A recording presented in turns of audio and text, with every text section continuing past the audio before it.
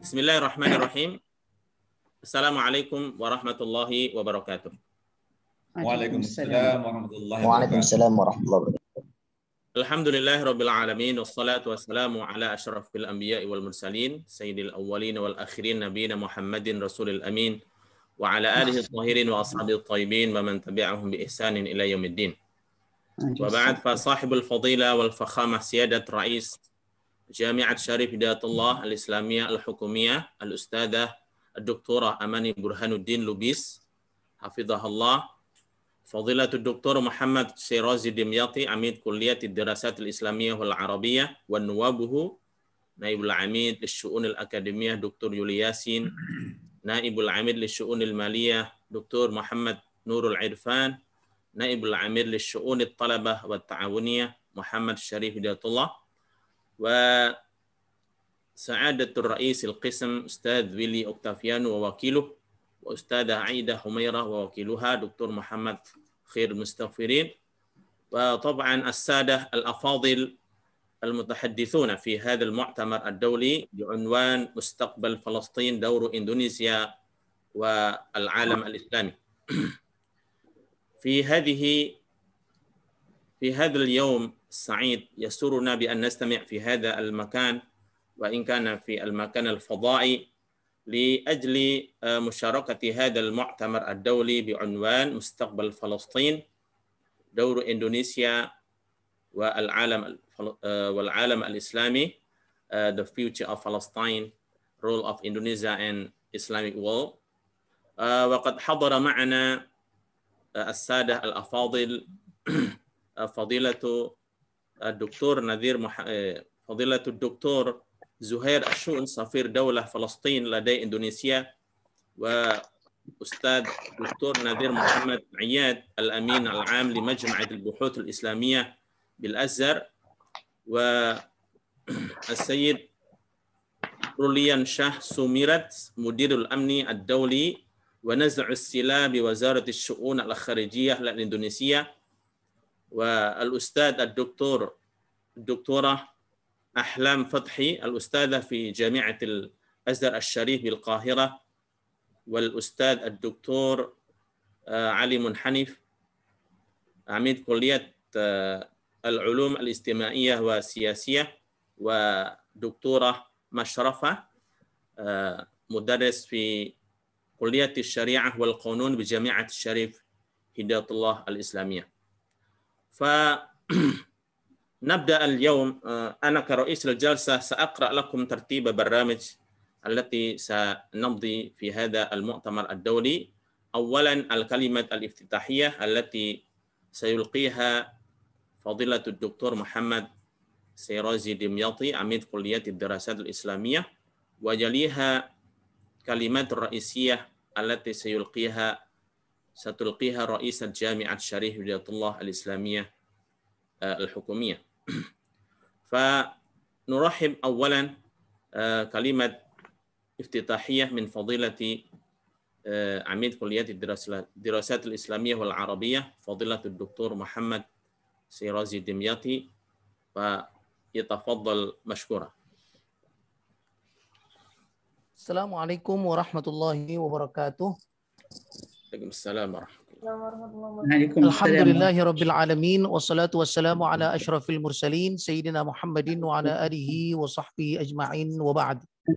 فيسرني ويشرفني في مستهل هذا اللقاء عبر الرابط زوم لأقدم شكري الجزيل إلى كل من له أياد بيضاء في إقامة هذا المؤتمر الدولي عن فلسطين، وتحت رعاية فضيلة الأستاذة الدكتورة أماني لوبيس رئيسة جامعة شريف هداية الله الإسلامية الحكومية جاكرتا، وكما تشرف كلية الدراسات الإسلامية والعربية جامعة شريف هداية الله ضيوفها الأعزاء من متحدثي في هذا المؤتمر الدولي، وفي مقدمتهم طبعا فضيلة السيد زهير al-Shun سفير دولة فلسطين لدى إندونيسيا، والسيد روليانشاه سوميرات مدير شؤون الأمن الدولي ونزع السلاح بوزارة الشؤون الخارجية الإندونيسية، والأستاذ الدكتور نظير محمد عياد الأمين العام لمجمع البحوث الإسلامي بالأزهر الشريف، والأستاذة الدكتورة أحلام فتحي أستاذ التاريخ بكلية الدراسات الإسلامية والعربية بجامعة الأزهر فرع البنات بالقاهرة، والأستاذ الدكتور علي منحنف عميد كلية الاجتماع والعلوم السياسية بجامعة الشريف هداية الله الإسلامية الحكومية جاكرتا، والدكتورة مشرفة مدرس العلوم السياسية بكلية الشريعة جامعة الشريف هداية الله الإسلامية الحكومية جاكرتا. وكما يشرفني أيضا أن نتقدم بأسماء آيات التقدير والشكر إلى كل من شارك في هذا المؤتمر. وأعتقد وأنا على يقين في أن هذا المؤتمر يأتي في موعده الصحيح وفي الوضع الحالي في فلسطين، ونحن جميعا قلوبنا مع فلسطين، مع شعب فلسطين، ونحن جميعا قلوبنا مع تحرير فلسطين، أراضي فلسطينية، وطبعا مع تحرير المسجد الأقصى في القدس. وأشكر جميع الذين شاركوا في هذا المؤتمر ونتمنى لهم التوفيق جميعا، وشكرا والسلام عليكم ورحمة الله وبركاته. طيب شكرا جزيلا لفضيلته. السلام عليكم ورحمة الله وبركاته. Alhamdulillahirabbil alamin. Ahlan wa sahlan Ustazah. طيب شكرا جزيلا. أهلا وسهلا فضيلة سيادة رئيس جامعة الشريف هداية الله الإسلامية الحكومية جاكرتا. قد انتهينا في كلمة الافتتاحية التي ألقاها فضيلة العميد كلية الدراسات الإسلامية والعربية دكتور محمد شيرازي الدمياطي، والآن نرحب فضيلتكم أن تلقي كلمة رئيسية بعنوان الأخوة بين البلدين ودعم إندونيسيا الكامل على تحرير دولة فلسطين. تفضل سيادتكم.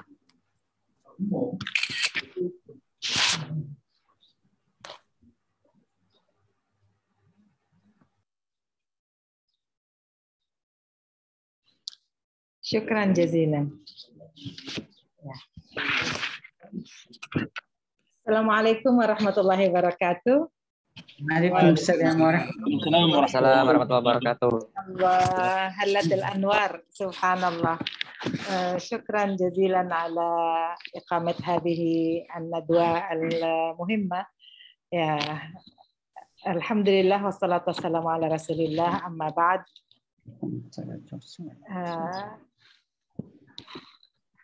أولا أرحب بسعادة الدكتور زهير al-Shun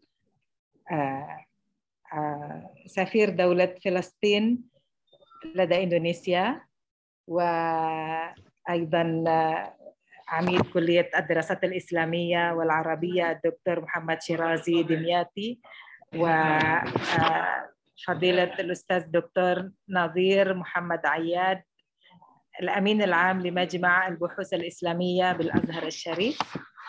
هل موجود؟ الحمد لله. وأيضا فضيلة الدكتورة الأستاذة الدكتورة أحلام فتحي الأستاذة بجامعة الأزهر، أستاذة بكلية البنات قسم الأدب الإنجليزي. الحمد لله. أهلا بك يا دكتورة.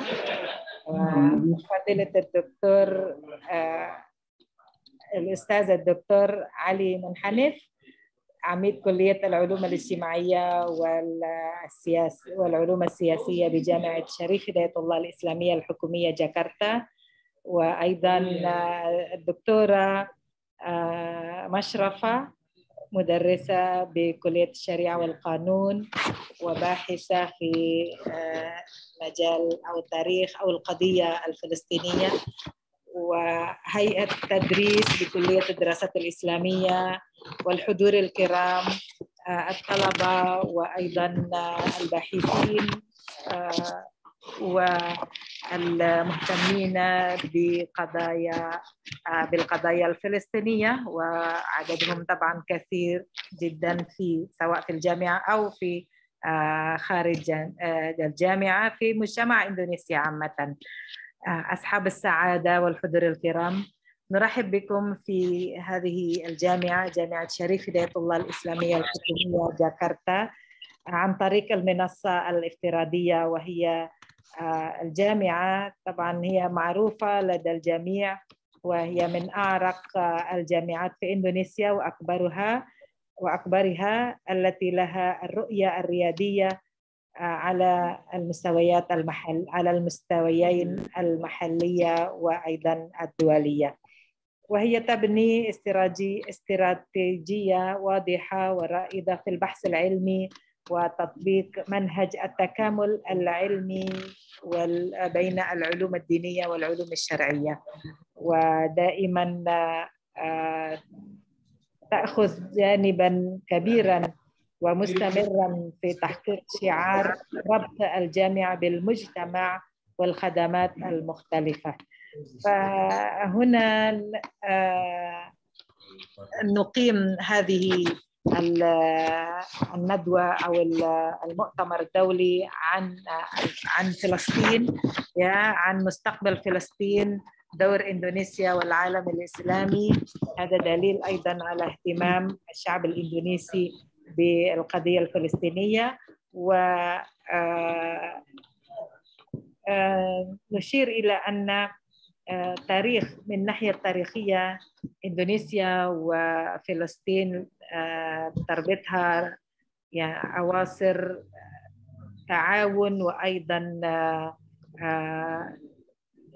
أخوة وثيقة جدا. نعرف من التاريخ الإندونيسي أن من أوائل من دعم استقلال إندونيسيا هي فلسطين. وأيضا مؤخرا حكومة إندونيسيا وهي دؤوبة على إحلال السلام في فلسطين، وأيضا إعطاء الحلول المفيدة بالنسبة للفلسطينيين، وهي إقامة دولة مستقلة للفلسطينيين في الأراضي الفلسطينية. فلذلك نرى أن الحكومة أيضا عن طريق وزيرة الخارجية الإندونيسية تدعم أو تبدي دائما التزام الجمهورية الإندونيسية وموافقة الشعب الإندونيسي وأيضا الحكومة الداعمة للكفاح بالنسبة للشعب الفلسطيني، ودعم مستمر سواء في مجال سياسي، اقتصادي، ومساعدات إنسانية، وأيضا بناء القدرات لأفراد الشعب الفلسطيني. من القضية يعني الأخيرة المأساة التي حدثت مؤخرا في فلسطين، في المسجد الأقصى ثم في غزة. فنحن نرى أن هناك خلل في وضع الحلول الممكنة للشعب الفلسطيني من قبل المجتمع الدولي وأيضا من قبل إسرائيل. نحن في إندونيسيا نعتبرها هي محتلة، وفي الدستور الإندونيسي، في مقدمة الدستور الإندونيسي لعام 1945 إندونيسيا لا تدعم أبدا أي نوع من الاحتلال في جميع أنحاء العالم.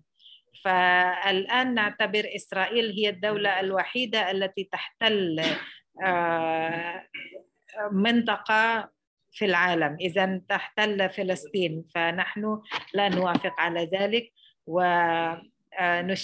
تشجع الحكومة الإندونيسية على وضع حل دبلوماسي سلمي مع إسرائيل لإعطاء الحقوق للشعب الفلسطيني وحتى بمقدورة فلسطين والشعب الفلسطيني لبناء الدولة على الطريقة الصحيحة أو السليمة، ليست عن طريق الحروب. يعني الحروب تدمر ليس تعمر، وإندونيسيا دائما تدعم. مؤخرا نرى الجهود سواء من دعم مالي من جميع أفراد يعني الشعب الإندونيسي عن طريق الجمعيات أو المنظمات الموجودة، وأيضا عن طريق الجهات غير حكومية. نحن نساعد على أيضا بناء مستشفى في الخليل، مستشفى إندونيسيا للشعب الفلسطيني، وأيضا في غزة. فعن طريق الجامعات نحن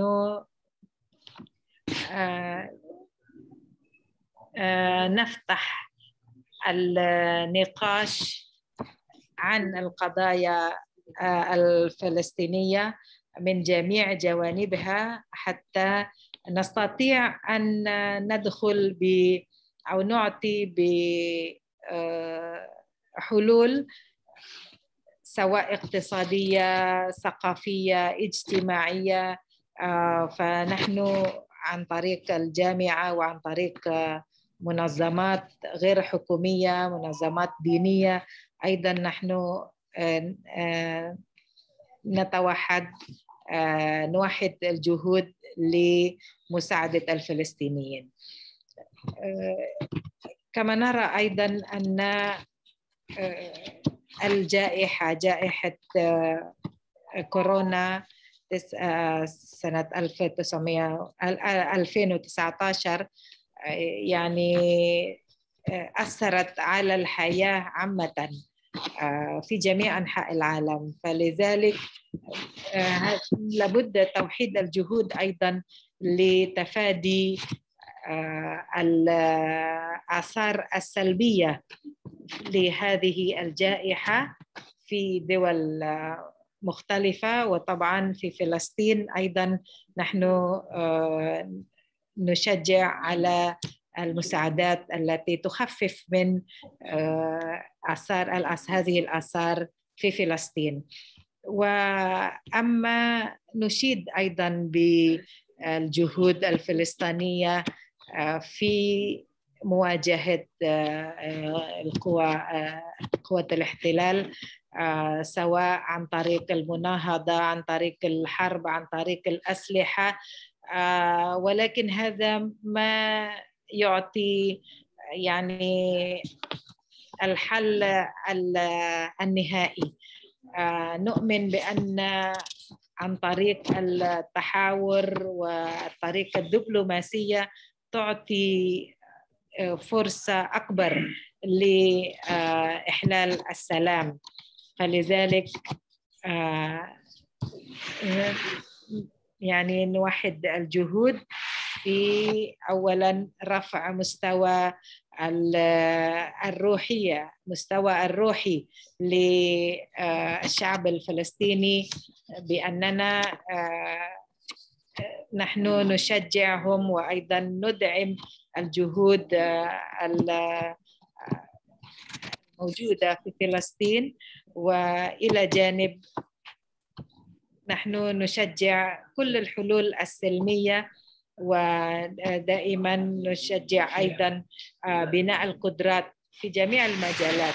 نحن في الجامعة أيضا هناك طلبة من فلسطين مستوى الماجستير ومستوى الليسانس وأيضا الدكتوراه، فلذلك هذا جانب ممكن أن نطورها حتى نعطي فرص للشباب في فلسطين لإكمال الدراسة بخارج فلسطين.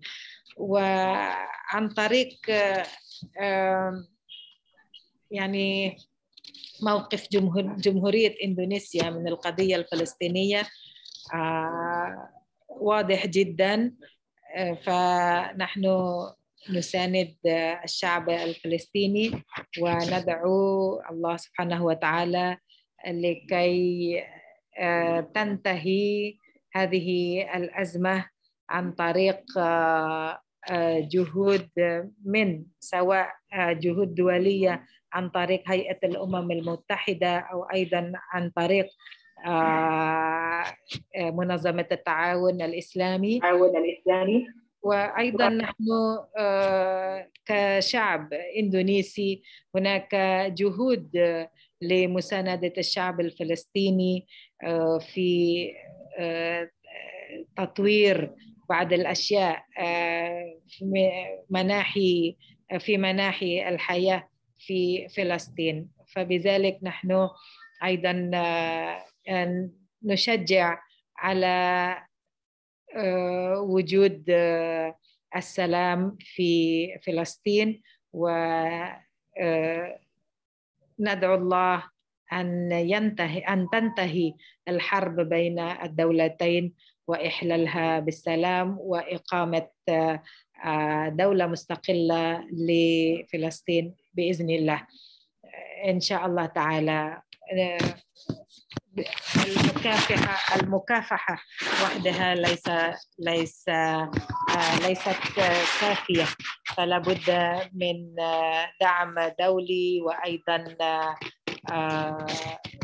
وأيضا جهود داخلية من فلسطين، وهي توحيد الصفوف وأيضا توحيد القوى حتى بمقدرتها أن تواجه العدو أو الاحتلال الإسرائيلي. أظن هذا يكفي، وسوف نستمع إلى مداخلات وآراء من المتحدثين الكرام مميزين جدا وفي صميم الموضوع. سوف يتحدثون عن مستقبل فلسطين وأيضا عن دور إندونيسيا والعالم الإسلامي المرجو بالنسبة للقضايا الفلسطينية. شكرا للمنظمين على إقامتهم المؤتمر وأيضا للمتحدثين، فنحن نناصر بعضنا البعض والله ولي التوفيق. شكرا والسلام عليكم ورحمة الله وبركاته. وعليكم السلام ورحمة الله وبركاته. وعليكم السلام ورحمة الله وبركاته. السلام ورحمة الله.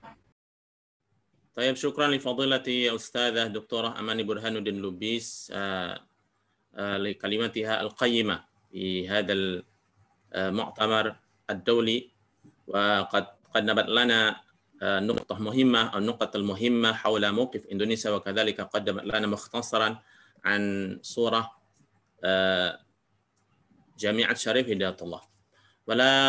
والآن أيها الحضور الكريم، وصلنا إلى الجولة لاستماع المحاضرات من السادة الأفاضل.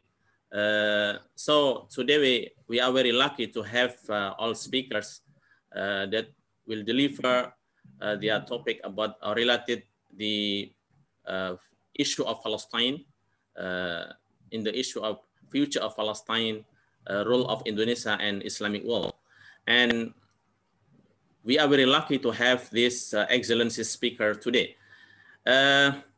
والمتحدثون اليوم عندنا ستة السادة الأفاضل، وثلاثة منهم سيقدمون محاضرتهم أو كلماتهم باللغة العربية، وثلاثة منهم سيقدمون باللغة الإنجليزية.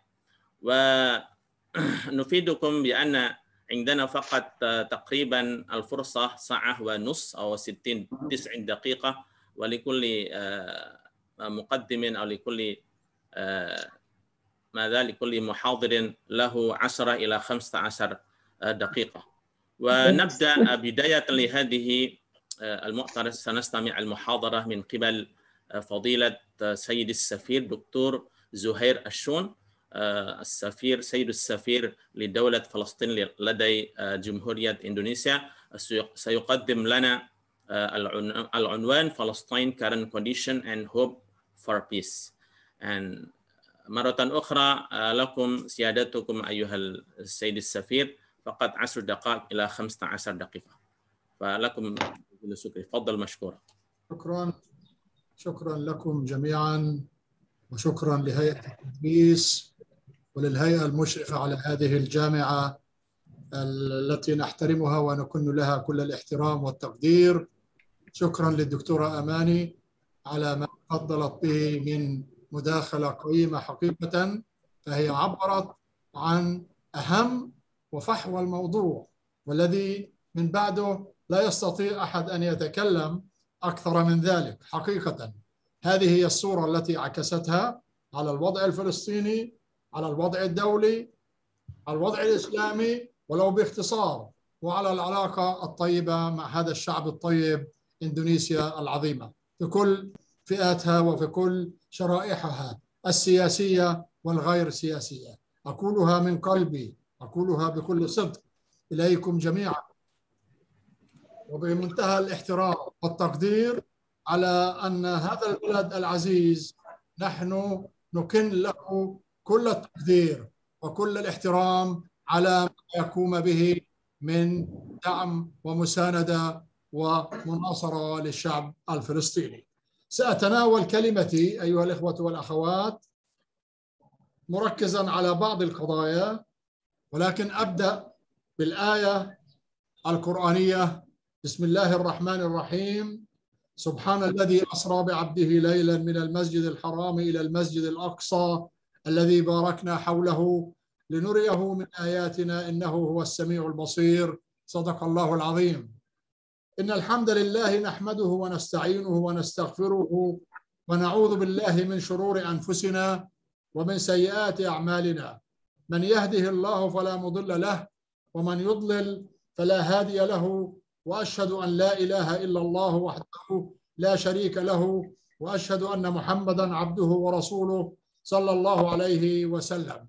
أما بعد أيها الإخوة، أود في البداية أن أنقل إليكم تحياتنا وتحيات الشعب الفلسطيني المرابط على أرض الرباط من القدس، أولى القبلتين، ثاني المسجدين، ثالث الحرمين الشريفين، مصر نبينا محمد صلى الله عليه وسلم، ومهد سيدنا المسيح عليه السلام، أرض الرسالات السماوية وأرض المحشر والمنشر.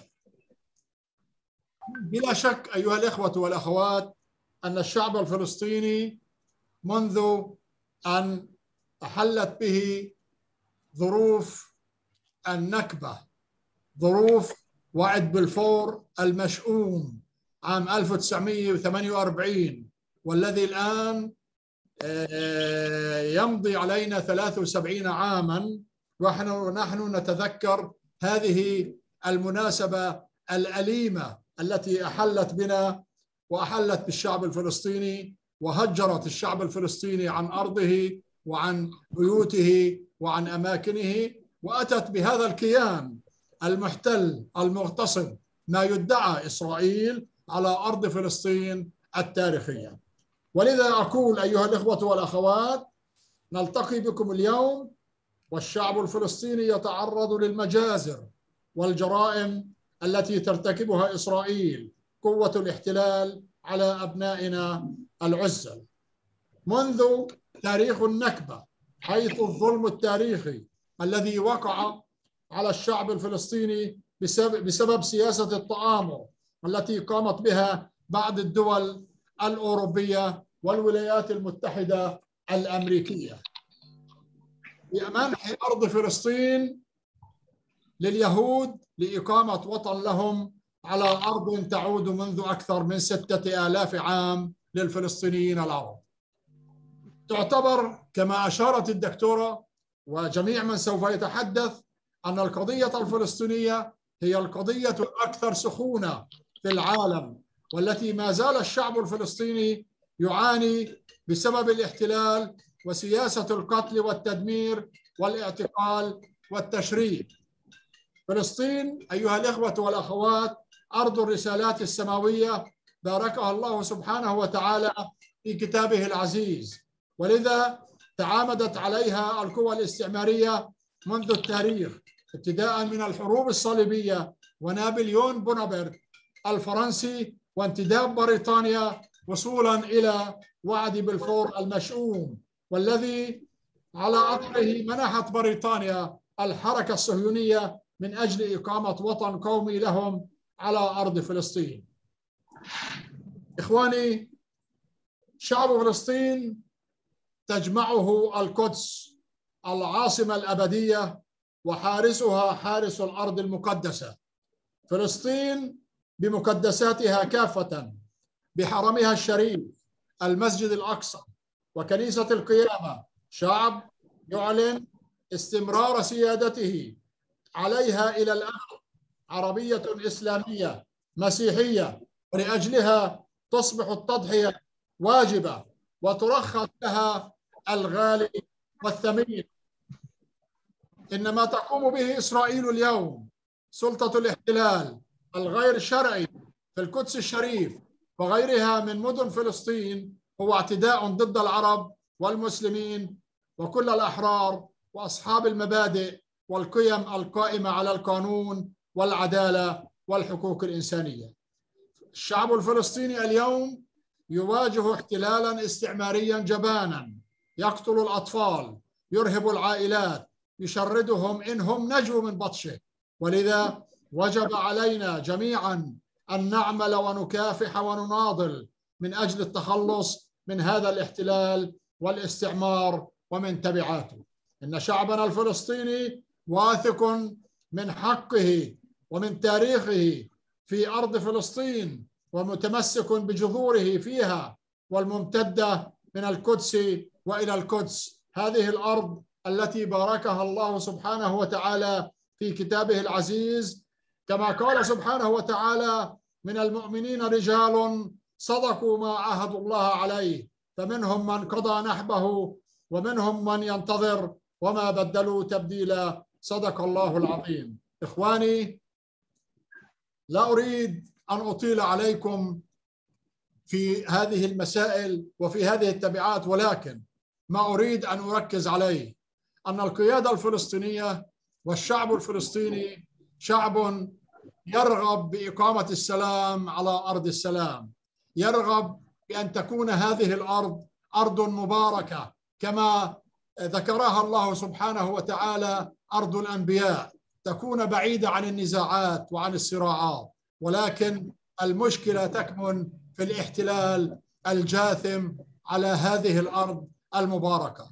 إذا نقول إذا زال الاحتلال ورحل عنا، زالت كل الهموم وزالت كل المشاكل التي تحصل في أرجاء هذه المعمورة. إذن الاحتلال الإسرائيلي ومن يدعمه ومن يقف إلى جانبه هي تكمن المشكلة. أقول: أين المجتمع الدولي من هذا الوضع القائم؟ نعم، ربما هناك تضامن ملحوظ وتأييد ملحوظ من المجتمع الدولي ومن الشعوب في كافة بقاع العالم، ولكن كل ذلك أيها الإخوة والأخوات هذا لا يكفي. يجب أن يكون هناك حصار لهذا الكيان الصهيوني المغتصب. لابد أن تكون هناك إجراءات تتخذ من قبل الدول النافذة، الدول القادرة على إلزام إسرائيل وإجبارها على تنفيذ قرارات الشرعية الدولية. إخواني، كما تعلمون أن شهادة الميلاد الوحيدة لهذا الكيان المغتصب هو القرار الدولي 181، أي قرار التقسيم الذي صدر عام 1948، أي قبل 73 عاما. هذه هي شهادة الميلاد، وتنص على إقامة دولتين على هذه الأرض، دولة إسرائيل ودولة فلسطين العربية.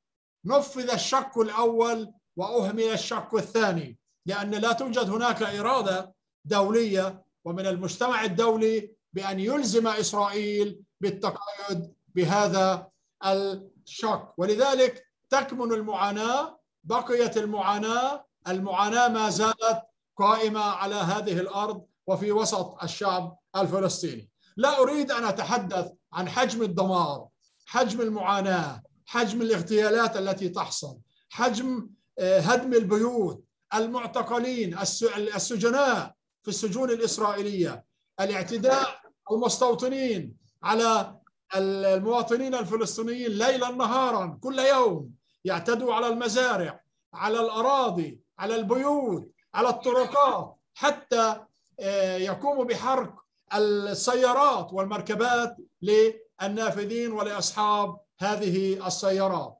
هذه سياسة إسرائيل وسياسة المستوطنين الذين زرعتهم إسرائيل على هذه الأرض التي تخضع للفلسطينيين. إخواني، لقد قبلنا بمحض الإرادة الدولية التي فرضت الحلول، قبلنا بوجود إسرائيل على هذه الأرض، أرض فلسطين التاريخية. ولكن كما تلاحظون أن إسرائيل رفضت أن تمنح الفلسطينيون الحق الذين نطالب به، وهو 22% من أرضنا التاريخية. هذا الواقع البسيط يعطي صورة عن الظلم الواقع على الشعب الفلسطيني، والظلم الذي يأتينا حتى من الدول التي تدعم وتؤيد إسرائيل وتتعامل مع إسرائيل، وعلى رأسهم الولايات المتحدة الأمريكية. وكنتم قد شاهدتم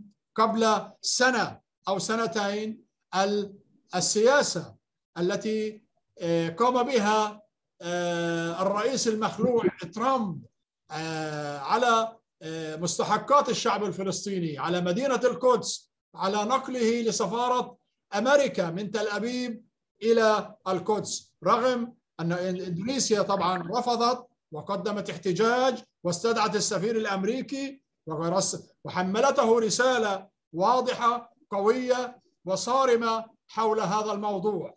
هذا مثال على ذلك، وهناك دول أخرى. ولكن الإدارة الأمريكية للأسف وسياسة ترامب كانت سياسة مخطئة، سياسة مجحفة في حق الشعب الفلسطيني، بدل أن تكون سياسة معتدلة تقوم على التوازن وإيجاد حلول وأن تلعب دور وسيط نزيه، إلا أنها كانت منحازة إلى الكيان الصهيوني. الآن جاء الرئيس بايدن، هناك خطوات تتخذ، هناك تحركات تتخذ. اجتماع قبل أيام في رام الله مع الرئيس الفلسطيني محمود عباس، وهناك تطلعات وتحركات دبلوماسية من أوروبا ومن بعض الدول نأمل أن تقود إلى حل وأن تقود إلى إقناع إسرائيل بالالتزام بقرارات الشرعية الدولية. إخواني، أختصر هذه الفقرة بالقول أن على المجتمع الدولي أن يفرض عقوبات على هذا الكيان، أن يجبره على تنفيذ قرارات الشرعية الدولية. ثانياً، الجنرالات والحكومة الذين يرتكبون هذه المجازر وهذه الاعتداءات يجب محاكمتهم وتقديمهم للمحكمة الدولية لكي يحاكموا على ما يرتكبونه من أعمال عدوانية ضد الشعب الفلسطيني. أقول لكم إندونيسيا كل الاحترام والتقدير والشكر على ما تقوم به من دعم ومساندة وتحرك دبلوماسي ناجح وملحوظ. وثبت مؤخرا ما قامت به وزيرة الخارجية رينتو مرسودي، وذهبت إلى نيويورك وألقت خطابها وتواصلت مع عديد من وزراء الخارجية العرب والغير عرب، المسلمين وغير المسلمين، من أجل إيقاف العدوان على الشعب الفلسطيني وإيجاد تحرك دبلوماسي يقود إلى الحلول. هذا النجاح وهذه الرؤية التي تقوم بها إندونيسيا لها منا كل الاحترام والتقدير، والرئيس جوكو ويدودو أعلنها بكل صراحة. أن الشعب الوحيد الذي أتى إلى إندونيسيا في مؤتمر باندونغ هو الشعب الفلسطيني الذي ما زال تحت الاحتلال، ولذا وجب أن ندعم ونتحرك من أجل أن يحصل الشعب الفلسطيني على حقوقه الكاملة. وكما أشارت الدكتورة في مداخلتها، ما تقدمه إندونيسيا من مساعدات إنسانية، من capacity building program، من دعم اقتصادي تجاري سياسي، كل ذلك حقيقة يخدم القضية الفلسطينية ويجعلها صامدة وثابتة وقادرة على أن تبقى مدافعة عن الحقوق الوطنية الفلسطينية. كل الاحترام لإندونيسيا، وأقول لكم شدوا الرحال إلى الأقصى، شدوا الرحال إلى القدس لحماية القدس، وابقوا على هذا الوعد لدعم فلسطين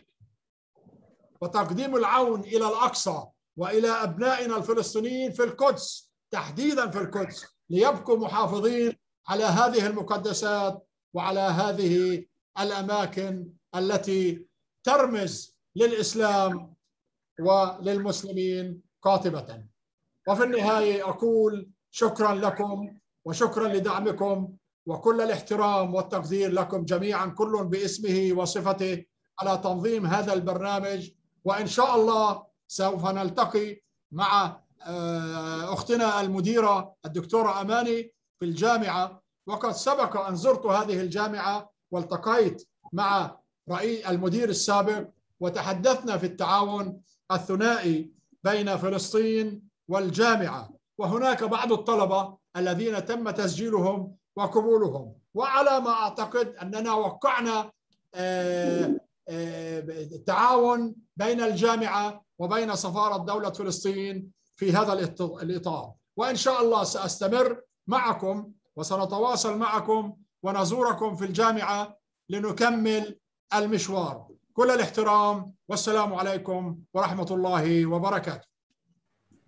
وعليكم السلام ورحمة الله وبركاته. لكم من جزيل الشكر أيها السيد السفير دكتور زهري al-Shun الذي قد ألقى لنا كلمته الطيبة والقيمة حول الوضع الحالي في فلسطين وفي الشعب الفلسطيني. ونأتي إلى الجولة الثانية. المفروض يعني سوف يقدم لنا الأستاذ الدكتور نذير محمد العياد، ولكن يبدو أنه لم يحضر إلى حد الآن، ونرحب فضيلته. موجود. أهلا وسهلا دكتور. معلش. طيب الآن نرحب فضيلته الأستاذ الدكتور نذير محمد العياد، General Secretary of Al-Azhar Islamic Research Academy, that will deliver and entitled The Role of Al-Azhar in Actualizing Peace Between Palestine and Israel. تفضل مشكورا. بسم الله الرحمن الرحيم. الحمد لله رب العالمين والعاقبة للمتقين، وأصلي وأسلم على المبعوث رحمة للعالمين سيدنا محمد على آله وصحبه أجمعين، وبعد. الحضور الكرام، سلام من الله عليكم ورحمته وبركاته. وفي البداية أعبر عن قال الشكر وتقديري عن هذه الدعوة الكريمة للمشاركة في هذا المؤتمر، والذي يناقش جملة من الموضوعات المهمة التي تتعلق بقضية الماضي والحاضر، والتي أراها ويراها كل منصف أنها القضية الأولى لكل مسلم في ربوع الأرض. كما يسعدني في البداية أن أنقل لحضراتكم تحيات أصحاب الفضيلة، فضيلة مولانا الإمام الأكبر الأستاذ الدكتور أحمد الطيب شيخ الأزهر الشريف، والدعوات منه لكم بالتوفيق وللمؤتمركم بالسداد، وأن يكون له الدور الفاعل والفعال في الوصول إلى رؤية شاملة لإزاحة هذا الاحتلال الغاشم عن الأقصى الأسير. كذلك أنقل إليكم تحيات فضيلة الأستاذ الدكتور محمد عبد الرحمن الدويني وكيل الأزهر الشريف، سائلا المولى تبارك وتعالى لهذا المؤتمر أن يحقق الغايات المرجوة منه. السادة الحضور، كما تعلمون فإن الأزهر الشريف تلكم المؤسسة العلمية العالمية الدعوية لم تتوانى يوما عن قضية فلسطين والقدس الشريف، فقدمت ولا تزال تقدم حتى الآن المزيد من الجهود التي تراها واجبا لا ينبغي الانفصال عنه أو التراخي عن أدائه. هذه الجهود قديمة حديثة، فلم يدع الأزهر الشريف طريقا لنصرة الأقصى إلا وصار فيه، فقام بعقد العديد من المؤتمرات والتي صدرت عنها التوصيات الداعية إلى ضرورة العمل على الوحدة الإسلامية وتطبيقها والحفاظ على المقدسات الإسلامية والنصرانية. ومن أهم التوصيات التي صدرت عن مؤتمرات مجمع البحوث الإسلامية في الأزهر الشريف بشأن قضية فلسطين أنها هي قضية المسلمين جميعا لارتباطها الوثيق بدينهم وتاريخهم وتراثهم. كذلك لم تغب قضية القدس عن الأزهر يوما ما، حيث كانت حاضرة في وجدان الأزهريين من أكبر مسؤول حتى أصغر طالب من طلابه، خاصة بعد أن كشفت الصهيونية عن وجهها القبيح ونيتها الخبيثة للاستيلاء على هذه البقعة المقدسة والعمل على تهويدها وشراء الأراضي، خاصة في الفترة التي سبقت الإعلان عن قيام الدولة المزعومة. وواصل الأزهر الشريف الوقوف إلى جانب القضية الأهم في الشرق الأوسط والعالم الإسلامي، داعما للحق الفلسطيني، رافضا لأي قول أو فعل أو قرار يخالف ذلك. فكانت تلك المواقف المشرفة والفاعلة والمؤثرة على مدى تاريخ القضية. السادة الكرام، الأزهر والقدس تاريخ طويل من المحافظة أو الحفاظ على المقدسات، حيث يعود أول نضال للأزهر الشريف في هذه القضية إلى عام 1929، وقت أن هبت انتفاضة البراق حين اصطدم اليهود بالمسلمين عند حائطهم المزعوم. فحذر الشيخ محمد مصطفى المراغي شيخ الأزهر في ذلك الوقت السلطات البريطانية حين كانت فلسطين تحت الانتداب البريطاني، كما أنه في عهد الشيخ عبد المجيد سالم شيخ الأزهر الأسبق أجابت لجنة الفتوى برئاسته على سؤال ورد إليها عن حكم من يبيع أرضه لليهود أو يعمل سمسارا لهذا البيع، وكان في الجواب: الرجل الذي يحسب نفسه من جماعة المسلمين إذا أعان أعداءهم في شيء من هذه الآثام المنكرة وساعد عليها مباشرة أو بواسطة لا يعد من أهل الإيمان، وعلى المسلمين أن يعادوا هؤلاء وينبذوهم ويقاطعوهم في المتاجر والمصانع والمجتمعات والمساكن. كما أنه حين صدر قرارا لتقسيم فلسطين بين العرب واليهود هب الأزهر مدافعا وأصدر بيانا عبر فيه عن رفضه وأدان هذا القرار، وطلب شيخ الأزهر في ذلك الوقت من رئيس الحكومة المصرية التدخل باسم مصر لحل هذه القضية.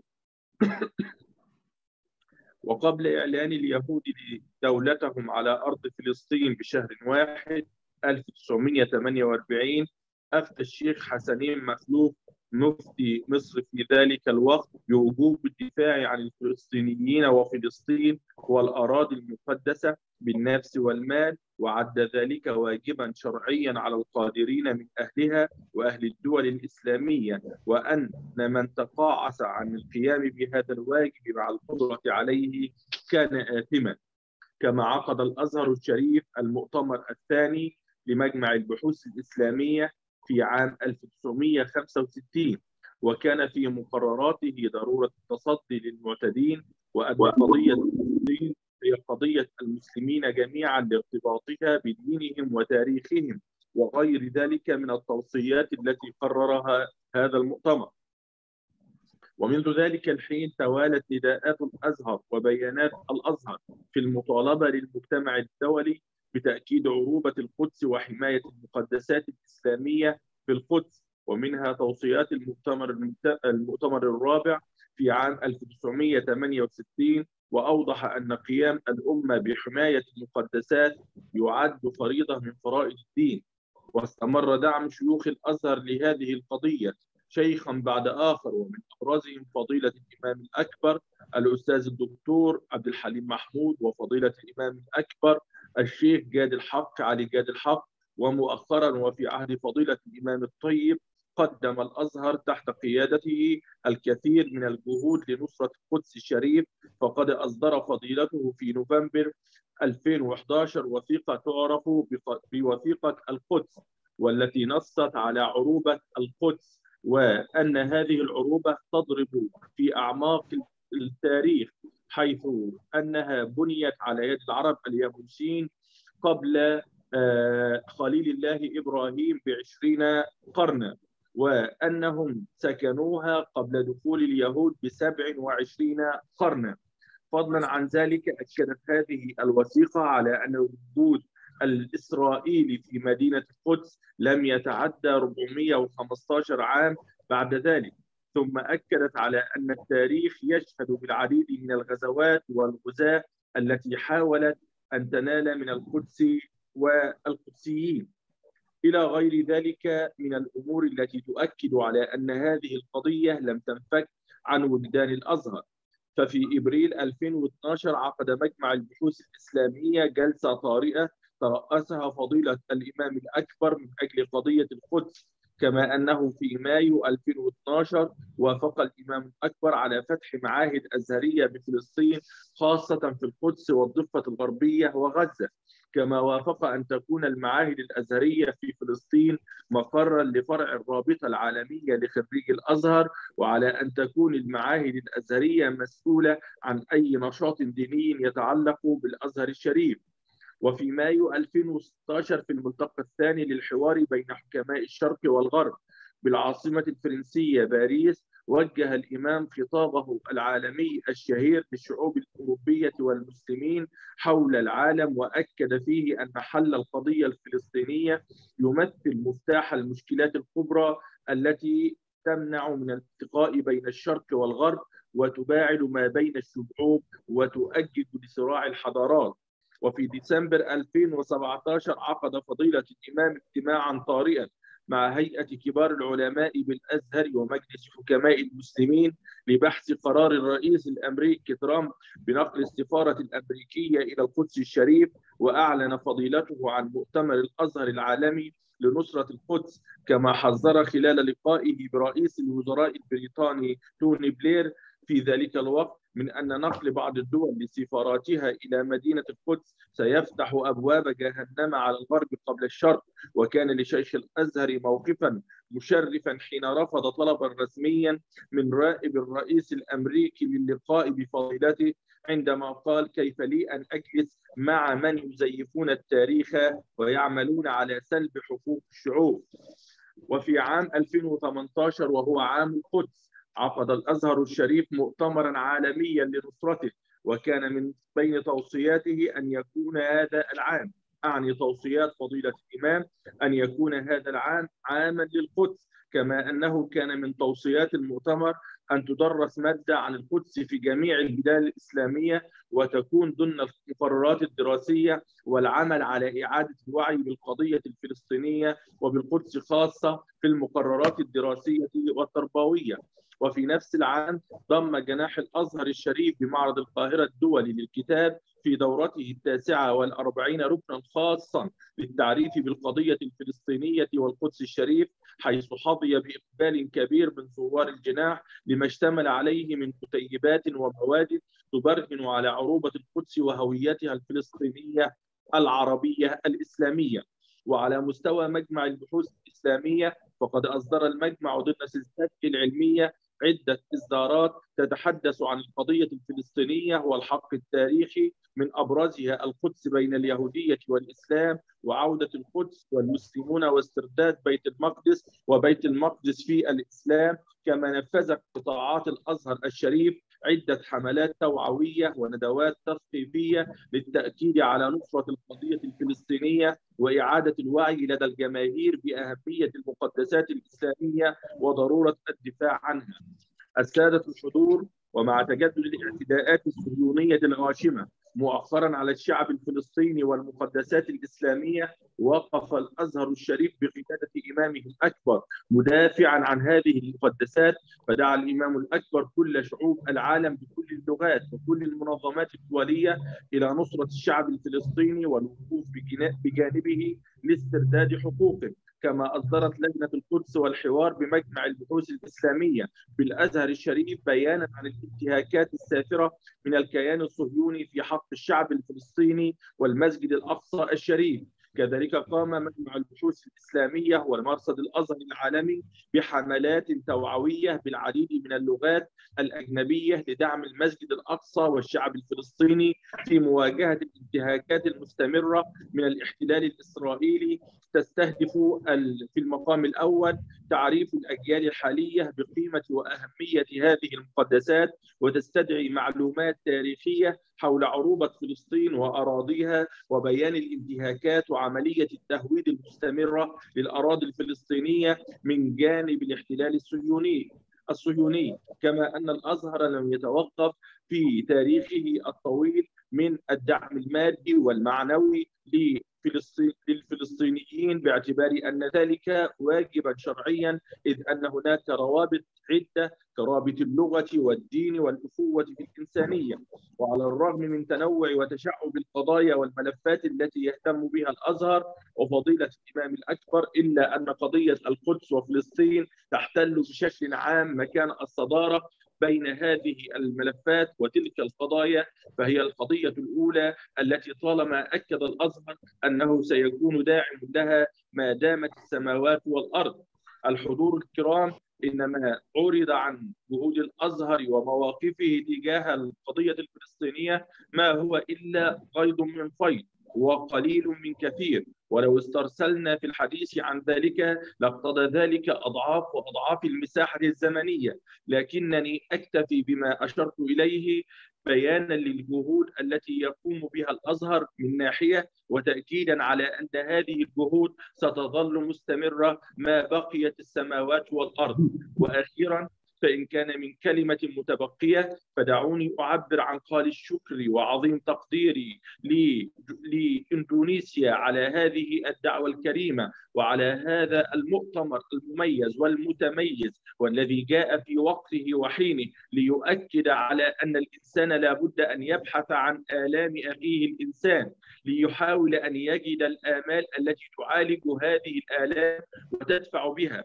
من ثم باسمي وباسم الأزهر الشريف نتقدم لهذه الدولة المستضيفة لهذا المؤتمر حكومة وشعبا بمزيد تقدير ومزيد عناية واحترام، سائلا المولى تبارك وتعالى أن يكون هذا اللقاء خطوة تعقبها خطوات عملية في العودة إلى العمل على رد الحق إلى أهله والجميل إلى أصله، باعتبار أن ذلك أولى الخطوات التي تحقق رد الحقوق إلى الفلسطينيين والمزاعم الصهيونية التي تعمل على قلب الحقائق وتفنيد الأمور السليمة بأقاويل باطلة وأراجيف زائفة ما أنزل الله بها من سلطان.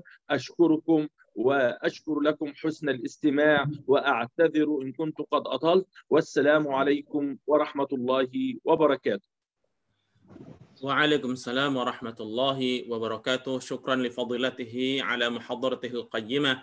وقبل أن نأتي إلى المتحدث الثالث, before we are going to the third speaker,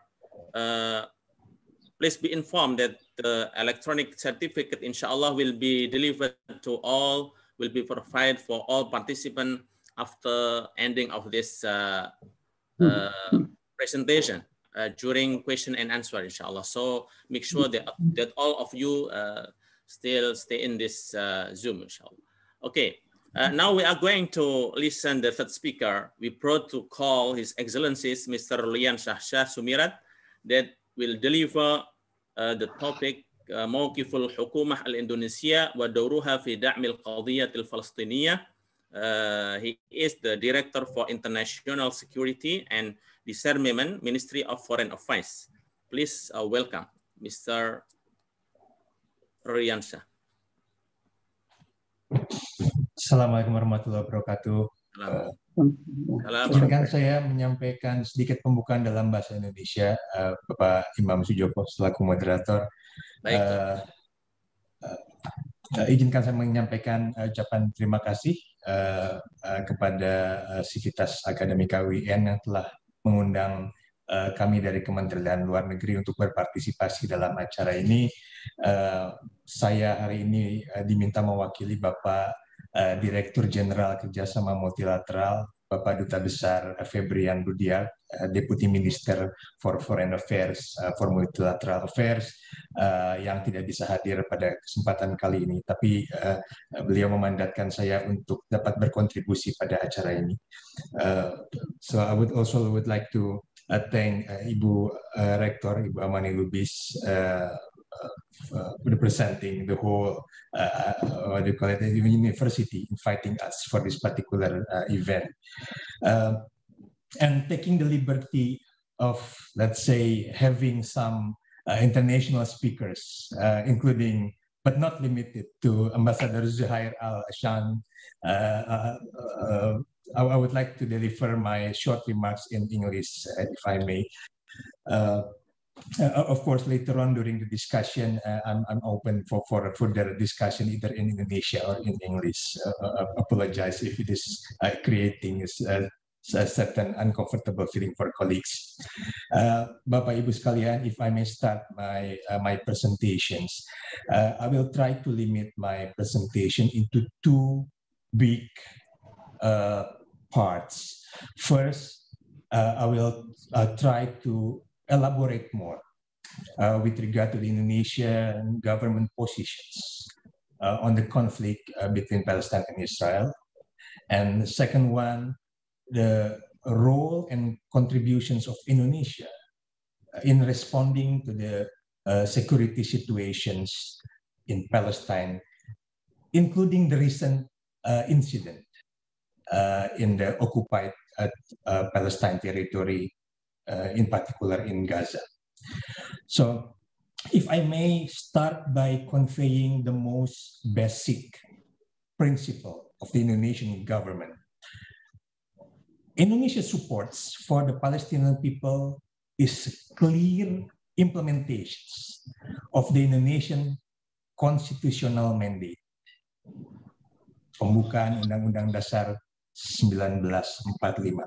It is clearly in the preamble of our own constitution. It is mentioned, if I may quote, whereas independence is a genuine right of all nations and any form of alien occupations should be erased from the earth as not in conformity with humanity and justice.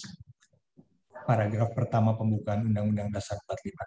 That clear, that succinct, but very precise. And for us, from the foreign policy way of thinking, this position also is in line with Indonesia's free and active foreign policy, while also at the same time try to increase Indonesia's role in the region and also in the world. So for us, there is no question anymore why the Indonesian should support the Palestinian cause. It is that clear. Indonesia support Palestinians. Yeah. The second issue that I will try to highlight here is that we consider the conflict between Palestine and Israel as an asymmetric war. So practically, this is also something that everybody should maybe agree from the very beginning, because we are not talking about apple to apple. We are not talking about state with state, country with country, but we are talking about Israel, the oppressor, the occupying power, in one hand, and on the other hand, Palestine, the one that being oppressed, the one that is being occupied. So it's not this is not a symmetric war. This is an asymmetric war. Yeah. So that's why later on if the international community sometimes criticize why certain faction or maybe from Hamas responding to Israel aggression in the big, what do you call it, movement. For us, it cannot be put like that because it's not the same. So for us, the Palestinian brother and sister is the oppressed one, the one that need or to be given more room to express their feeling, their intention, because they have not achieved their full independence yet. So that's the key issue for us. And for us, the position is very clear for the government of Indonesia. We consistently condemn acts of violence and brutal attacks perpetrated by Israel towards civilians in the occupied Palestine territory, in the OPT, including in Gaza or in East Jerusalem. So practically, the key word is civilian, the attack towards civilian. It cannot be justified from any perspective anyway. So, and of course, we also need to emphasize that the escalations of tensions is always stemmed from the outstanding issues of border and illegal Israeli settlement, including East Jerusalem. And for Indonesian government, we are really worried that the current condition create a situation that we consider as a creeping annexations, aneksasi pelan-pelan. And then suddenly, if the international community didn't pay attention, unfortunately, our brother and sister from Palestine will face a very, what do you call it, difficult situation when practically annexation is already done. So this is the thing that we need to make sure that the international community still pay focus to the current condition, including to the current creeping annexation occurred in the occupied Palestine territory, in the OPT. For us, for the Indonesian government, again, we remain resolute in our commitment to support the two-state solutions on the basis of internationally agreed parameters, including with the pre-1967 border and East Jerusalem as its capital. And also this is in line with all UN Security Council resolutions, including the latest one, the resolution 2334. And Indonesia also continue to encourage everybody, all parties involved, to continue discussing 6 core issues: illegal settlement, refugees, status of Jerusalem, borders, security, waters, as a step forwards in achieving the two-state solutions. So for us, it's very clear. We also always condemn unilateral approaches by some countries in giving recognitions to Jerusalem as the capital of Israel.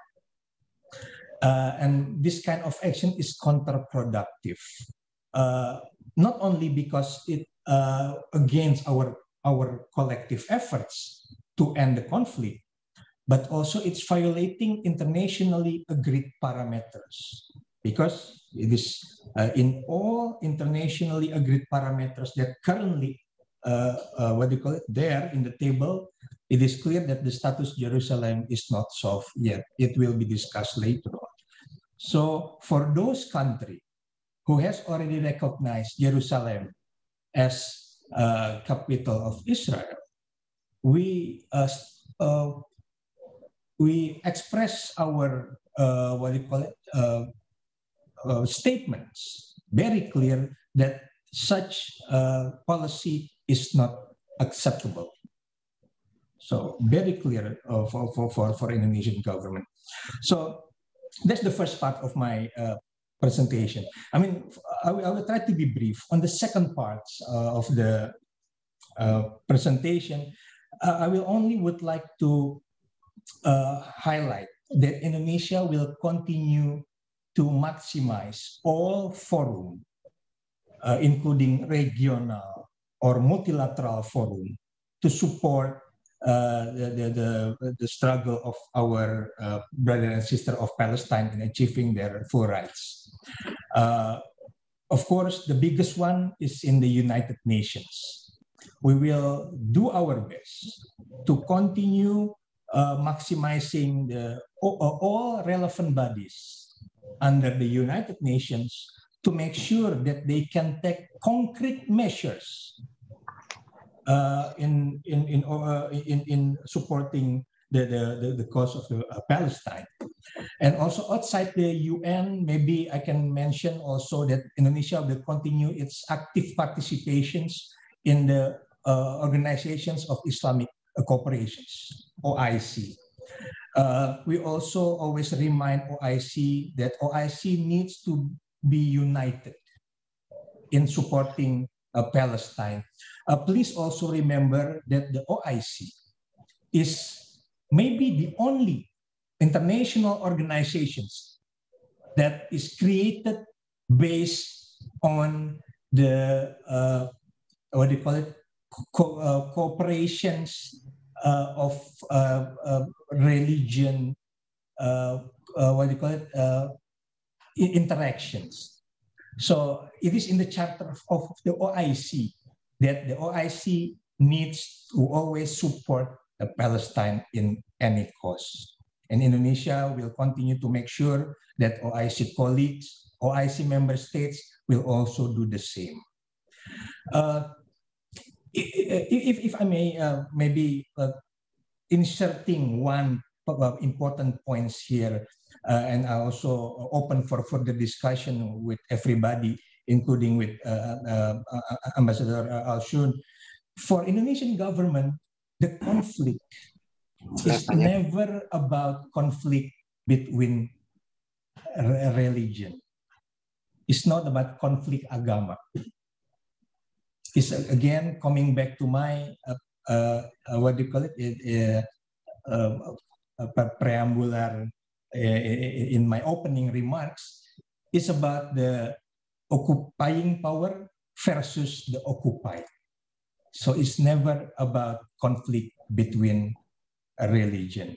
And it is going to be important for the Indonesian people also remember this particular point.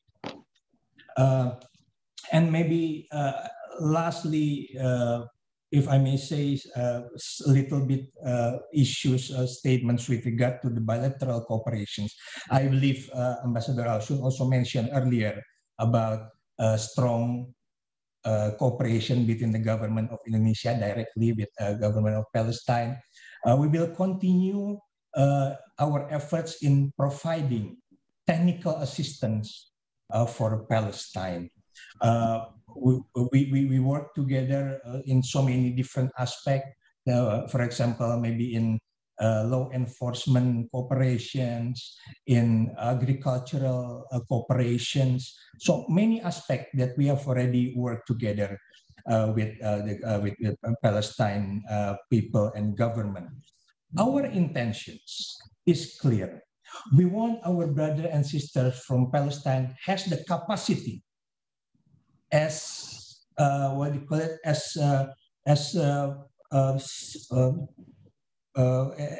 the citizen of Palestine who are empowered and later on can build their own country and achieving what do you call it, their dream, their expectation. So we will continue to provide our what do you call it, support, even if it is going to be very limited due to our own limitations. We will continue to provide anything that we can. And maybe to close, Bapak Ibu sekalian, again, I would like to reiterate Indonesia's solidarity and commitment to Palestinian people, including their rights for self-determinations and the creations of independent states of Palestine. And we will continue for sure to carry out all diplomatic efforts to respond to conflict in the occupied Palestine territory, including in Gaza and East Jerusalem. So, terima kasih banyak. Assalamualaikum warahmatullahi wabarakatuh. Waalaikumsalam warahmatullahi wabarakatuh. Terima kasih Bapak Mr. Rolliansyah Soemirat atas presentasinya dan tentang 2 poin besar, yaitu tentang posisi Indonesia yang jelas terhadap isu Palestina, dan yang kedua adalah tentang kontribusi Indonesia terhadap Palestina dan senantiasa akan komitmen untuk mendukung isu ini. Baik, okay, we are now going to the fourth speaker in English or in Arabic. Ustadzah Doktora Ahlan Fathi. In English. In English. In English. Okay. Now we are going to fourth speaker that will be delivered by Professor Dr. Ahlan Fathi, that will deliver the topic Egypt effort in actualizing peace between Palestine and Israel. You have 10 until 15 minutes only, Professor. Please welcome. Okay, I try. بسم الله الرحمن الرحيم والصلاة والسلام على سيدنا محمد أشرف المرسلين وبعد. Allow me first to thank Professor Amany Lubis, the rector of the university, for inviting me to this auspicious meeting. And I always find her smiling. She has always a smiling face in spite of her responsibility. And I liked also her speech. She talked briefly, but to the point. Well, my subject, my topic is Egypt's efforts in supporting the Palestinian cause. I try to be brief as much as possible, although I have many details. But let me first start by talking about the Islamic icons. There are certain icons in Egypt who talk about Islam, about Palestine, about the Aqsa Mosque, and they support all the time, they support the Palestinians. One of them is the Imam al-Akbar Sheikh of al-Azhar, Sheikh Ahmed al-Tayyib, and already I know that Dr. Nazir Muhammad talked about many of his efforts, but let me reiterate or stress some of the efforts which Grand Sheikh of al-Azhar did, when he always meets representatives of churches from different parts of the world, from Europe and America in particular, and talks to them about not the differences between Islam and Christianity, but about the similarities, to bring the two religions together. He is known for his deep Islamic knowledge, and he always advocates moderation. He went to, once he went in 2017 to the Vatican and held talks with Pope Francis II about, about cooperation and about how to renounce extremism and Islamophobia, and how to live in peace with one another. Even if there are many religions, we should live in peace. The Grand Sheikh of al-Azhar, he went again he met the Pope again in 2019 in Dubai, and they thought about a certain document, a document on human fraternity. They issued this document, and then later in the year, he went to the Vatican once again to emphasize, to implement this document. And he is very well known for his moderation in his views about religion. But when it comes to Al-Aqsa Mosque, that is a different matter, where he cannot stand without saying something about the third holiest site for Muslims. The Grand Sheikh, of course, had to do something, and we saw how Dr. Nazir has talked about his contribution. And of course, he sent so many messages to the whole world to urge them to support the Palestinians and to support their cause, and to show that this place is a very dear place for all Muslims all over the world, not only in Palestine, but all over the world. And we remember the verse in Isra, in the Surah Isra chapter of Isra, Subhanalladhi asra bi'abdi, where it was recited before. So he, Prophet Muhammad was carried to Al-Aqsa Mosque, and this was a compensation to him. Well, and the Grand Sheikh of Al-Azhar had several messages to tell the world that the Palestinians have a right to live in peace in their own native land. He condemned what was happening in Gaza Strip, and he condemned the aggression on Sheikh Jarrah, which is a district of Jerusalem, and he condemned the Israelis' attempt to evacuate the people, the inhabitants of Sheikh Jarrah.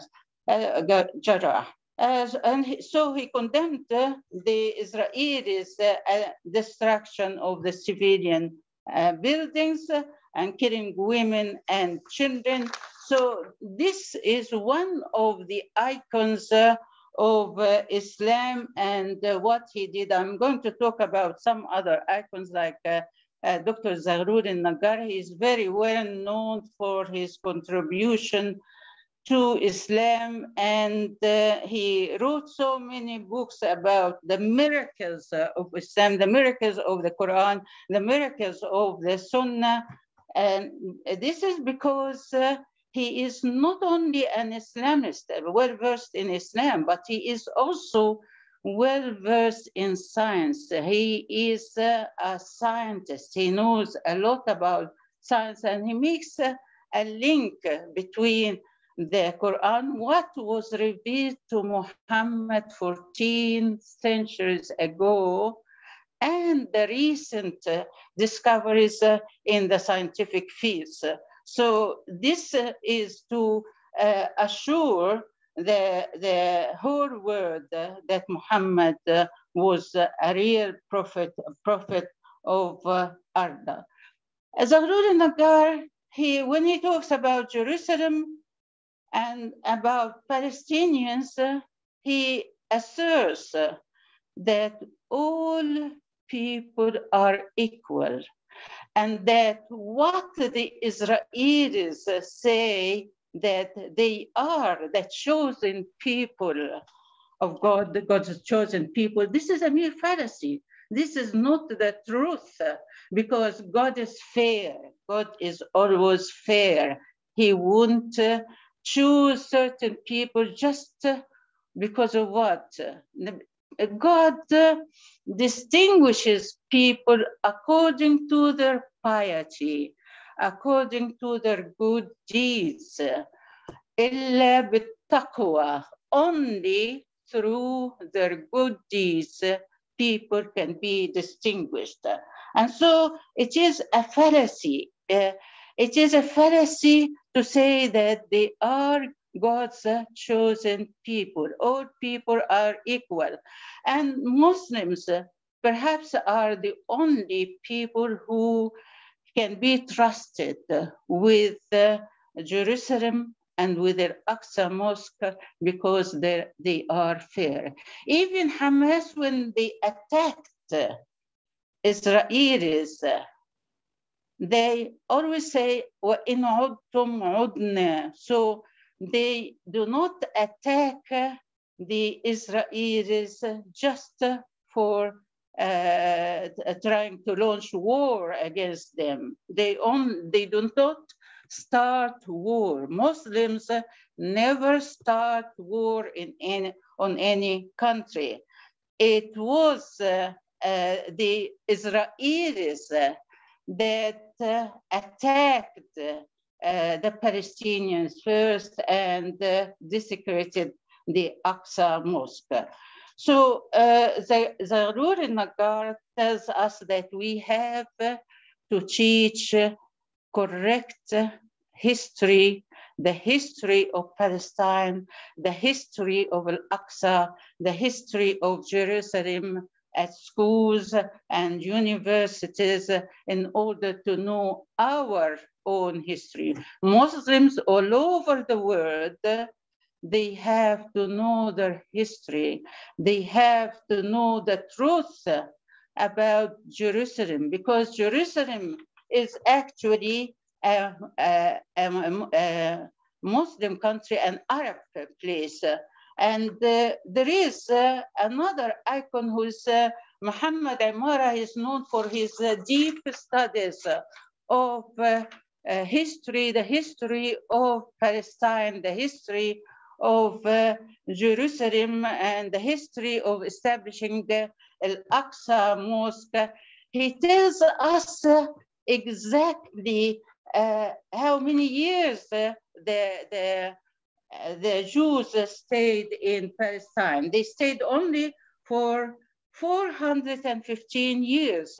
But what about the city of Palestine, of Jerusalem?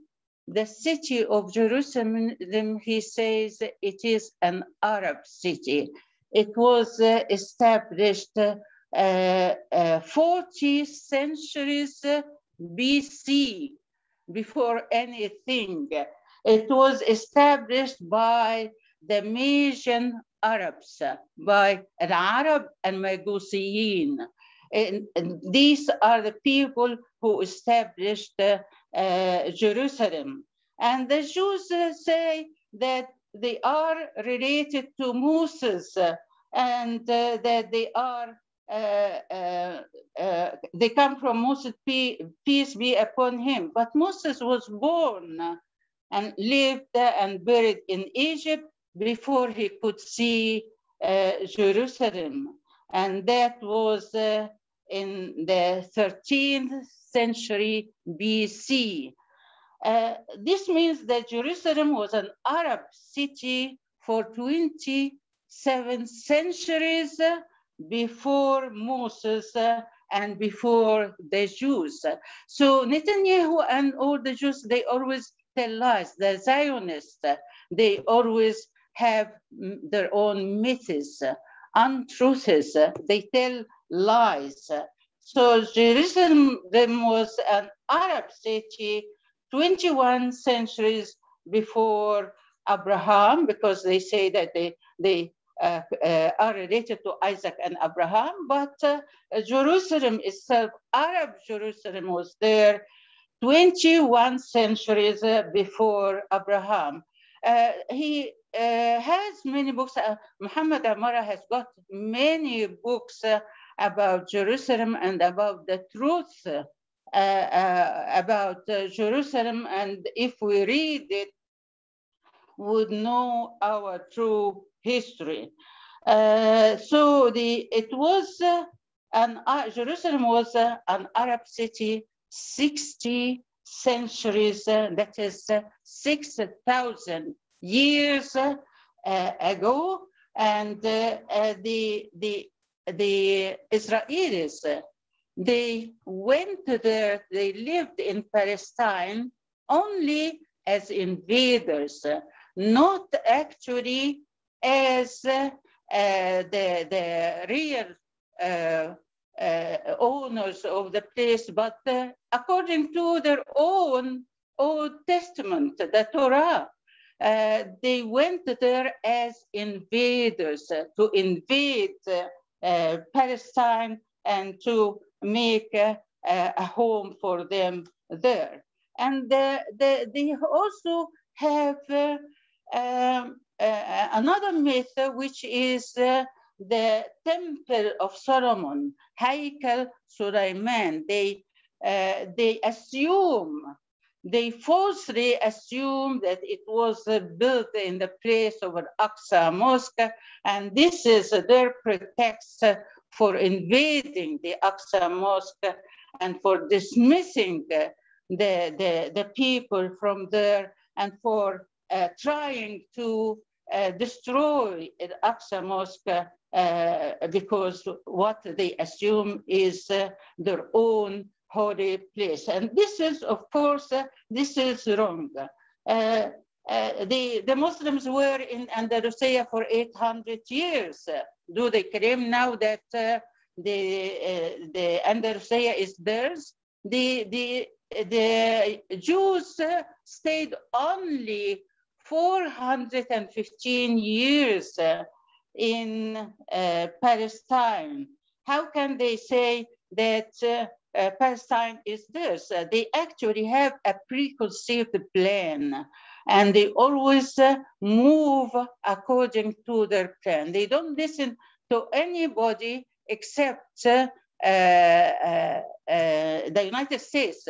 And the United States is prejudiced towards them. They give them billions of dollars to make their homes or to construct new buildings for people who come from Russia, from anywhere, and they call themselves Israelis.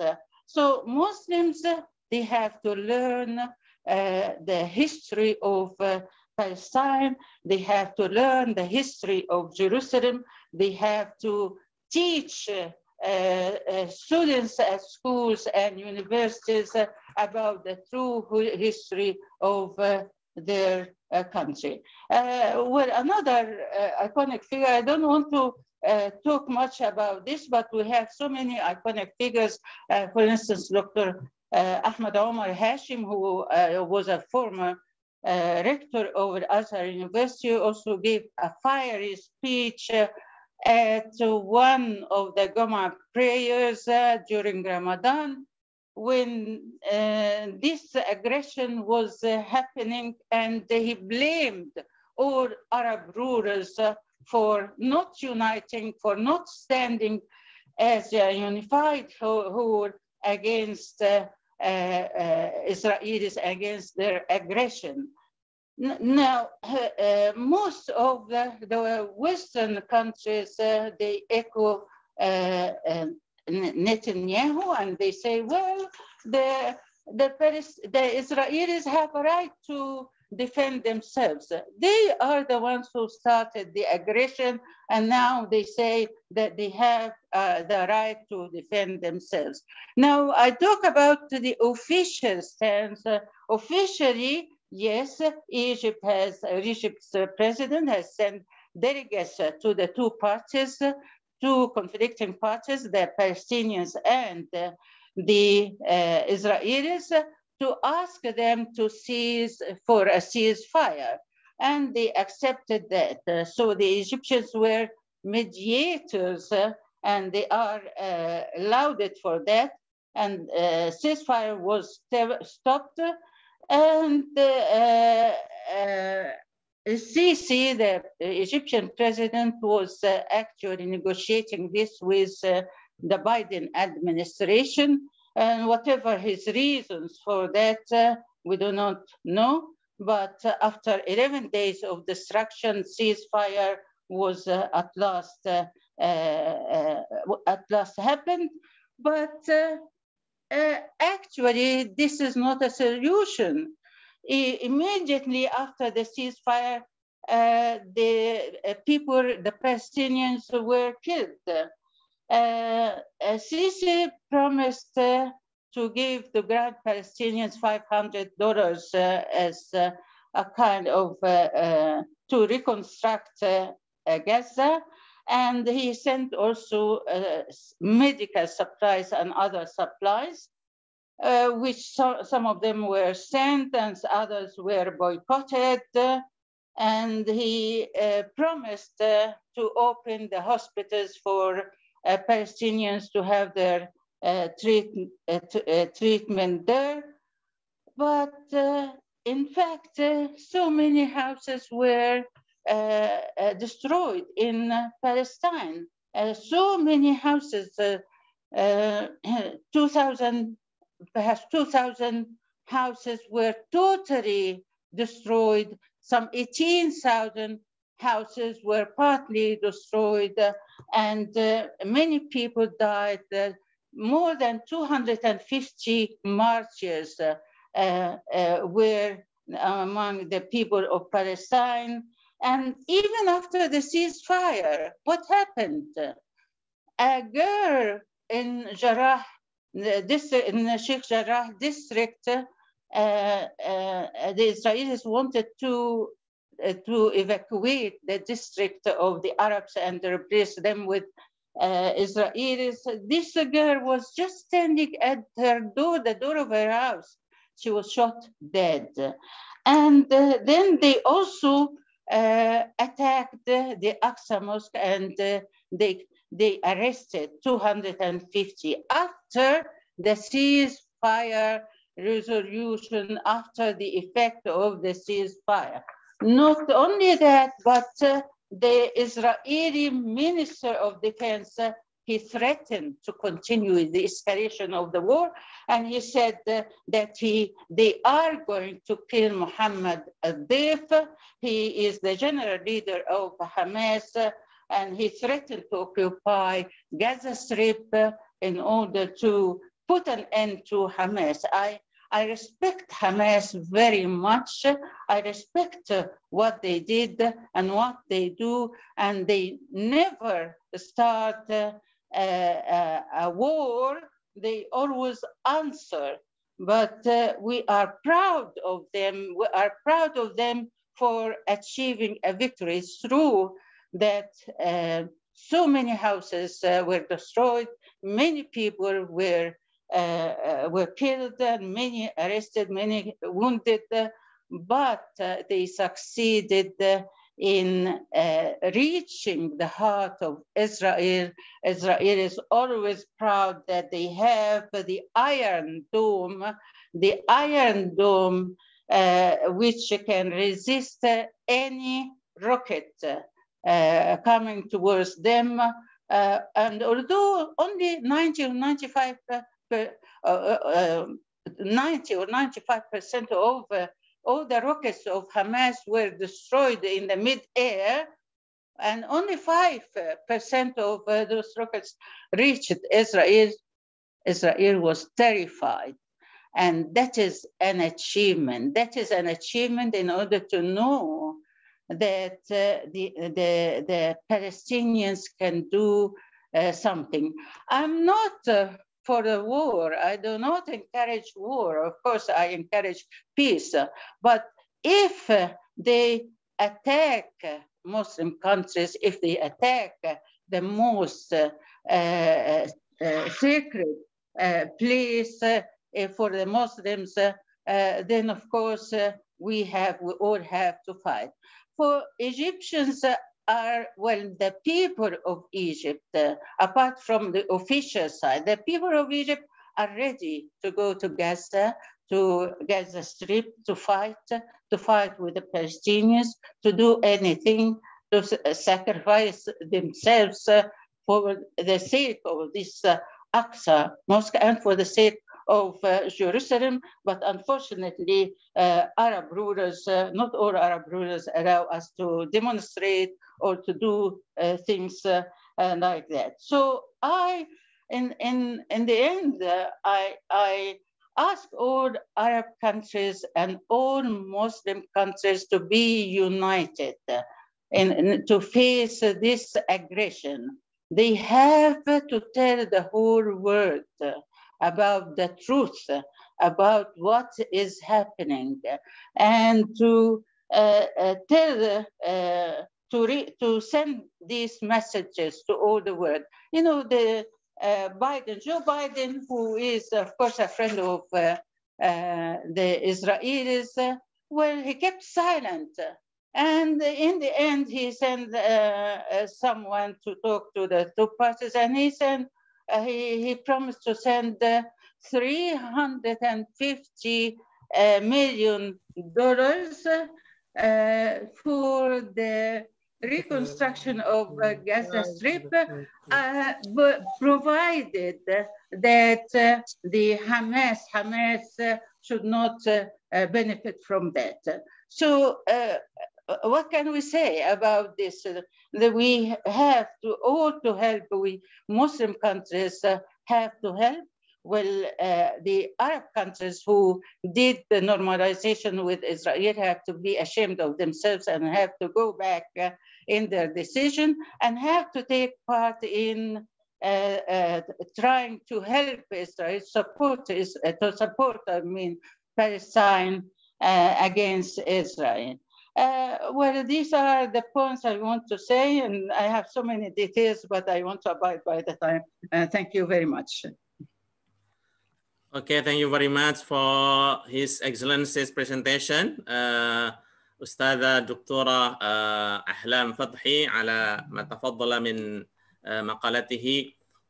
And now we are going to the fifth speaker. We protocol Professor Dr. Ali Munhanif to deliver their speech in title The Challenges of Islamic World in Responding to the Palestinian Issue. Please welcome Mr. Ali Munhanif, and you have 10 until 14 minutes. Please welcome. Thank you very much, Dr. Imam. Thank you for giving us the opportunity to present some points about the issue of Palestine and in Israel conflict. I think this is a very timely topic that everyone need to pay attention for the ensuing process of peace and independence in Palestine. His Excellency, Mr. Ambassador of Palestine, Zuhair al-Shun, thank you for meeting us in this very prestigious forum. Rector of the State Islamic University, Professor Dr. Amany Lubis, the Director of Ministry of Foreign Affairs. Ladies and gentlemen, Assalamualaikum warahmatullahi wabarakatuh.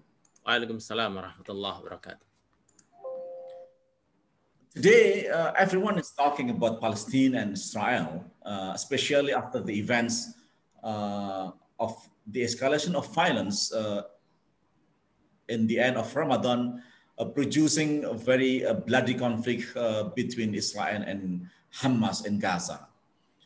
What is important to note from this development is that people start neglecting the notion or the norm that international society has been recognizing and admiring as the part of the solution of this conflict. It is two-state solutions. I'll present some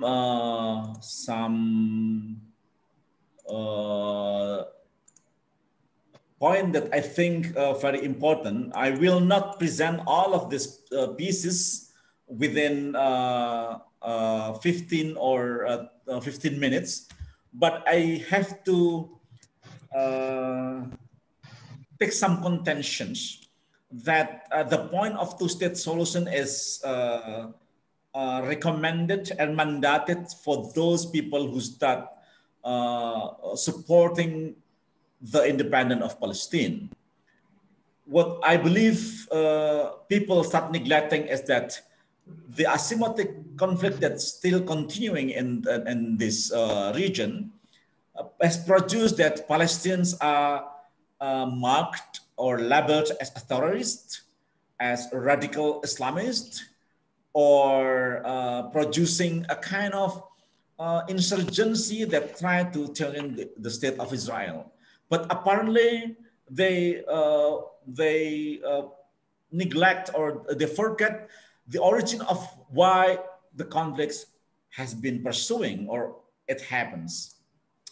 This is actually a clash of two narratives. Exactly after the 1948 war in the Palestine, it produced a narrative among the Palestinians that most of the inhabitants in Palestine, and especially in Jerusalem, they start feeling fear of dispossession, especially 20th century Jewish immigration that start exactly after the Zionist movement has been supported by British in the end of 19th century. They call it as a Nakba of 1948, which means catastrophe. And then after 47 years of occupation in West Bank and Gaza, the notion of An-Nakba is a very appealing, and those people who dream to go home, to return to the homeland of Palestine. And they have spiritual connection to the Holy Land. At the same time, the narrative has produced among the Jewish population and the Palestinians who start coming home to the Palestine, they start feeling history of Jewish persecutions will be coming to end. They have experience of Holocaust by the German during the Nazi's powers, and Israel has become a Jewish safe haven. They believe that the time of Zionist dream has come of its. So I think that's important, a clash of two narratives in the beginning of why the conflict has been preoccupied the dominant powers. I will not continue by the detail of these presentations, but I just want to give you some background why two-state solution is a very good alternative to attempt to contest those people who start supporting the independence of Palestine and the decolonizations of the Israel state. See, public opinion of two states has been increasing year by year. 78% believe that current Israeli measures, including building of separation. For example, international humanitarian law prohibits an occupying power from transferring citizens from its own territory to the occupied territory. This is law, international law, recognized by all parties in the world that actually occupying territory or sending people from other regions or other countries to occupy territory. For example, we send people from Sumatra to East Timor.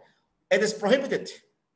We send people from Java by design to East Timor is prohibited because it's again Geneva Convention Article 49. President Bush in 2002, for example, Israel settlement activity in the occupied territories must stop.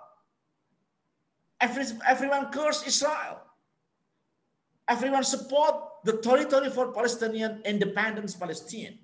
So why this happens, even like the president, starting from President Jimmy Carter, Reagan, Bush, Clinton, except of course Donald Trump, have opposed the policy that government of Israel on settlement is against international law. Now, President Joe Biden start proposing this, that please stop the settlement policies. This is what happened. What I think we need to know is the fact that between 97, which is very Greenland and West Bank here like this, within 10 years, this land has been occupied. This is land of the Abu Ghani mountain, very green land for Palestine people because they need water beyond this belt, this mountain. But now they built settlement around for 2003, and then by the end of 2007 has been built, finished. And then what is amazing, what is ironically happened is this: the occupation, the settlement occupied like almost like 35% of the land, but the population who come occupied this building only 5.3%. So you can imagine that more and more the Israel state start being clever to manage that settlement is actually not for the people, but for the strategic calculation that it is for Palestinian territory. So why is that two-state solution is become alternative? After 72, there is a war in the border of Lebanon and Israel, and then they withdrew in 2000, and it worked well. Two-state solution worked very well in Lebanon, occupied, and then after 22 years, it worked well in Egypt and Sinai from 56 to this is after the Camp David Agreement in 1979, and then occupied and after 26 years, no more conflict. But it failed in Gaza and West Bank. Why? Why? Because there is no such international community to give pressure to Israel, very serious pressure, that it is against humanitarian law. So this is my proposal why OIC, Organization of Islamic Conference, is very important to take a role, to take a lead, that we have to propose with very realistic measure and proposal. We have to come to humanitarian issues, including refugee, property, border, security arrangement on small scale. So we take this conflict into broader perspective that it is against humanitarian law. Why? Because for now, 4 decades, Israel still keep this issue into unilateral diplomacy between Israel, Palestine, and the United States. So there is a 3-party agreement start in Oslo Agreement in 1993, that they don't want to expand this issue, become multilateral diplomacy. Strategic calculation of the Organization International Conference has been dominated by the regional competition for dominations between its big power. This is our agenda now.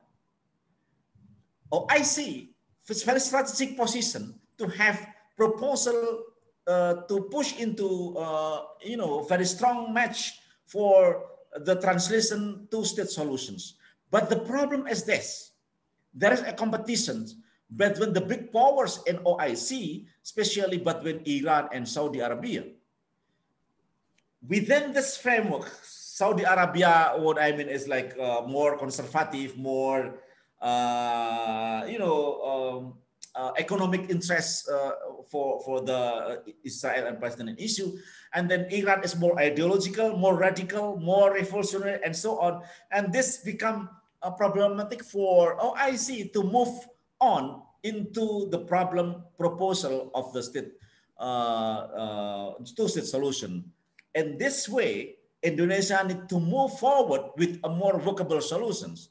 This is what I think very important.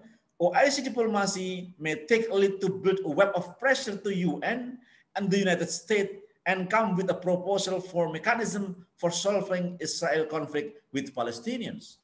So I think by having a very important role, Indonesia, I think, start using second-track diplomacy in which the cooperation between civil society has been moving on in Gaza, in Ramallah, in Hebron, and so on, building school, building hospitals, which is, I think it is a very good start to move into Indonesia, move forward with more workable solutions.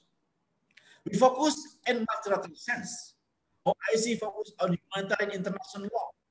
OIC served as strategic contender to a solution, and so far the government coalitions are inherently unstable and incapable of surviving dramatic peace-related move. So I think the more and more two-state solution has been accepted by international norms, means that Indonesia has to take a chance for that. By focusing on humanitarian laws, demographic issues has always been a factor in Israel's preoccupations. It plays the region.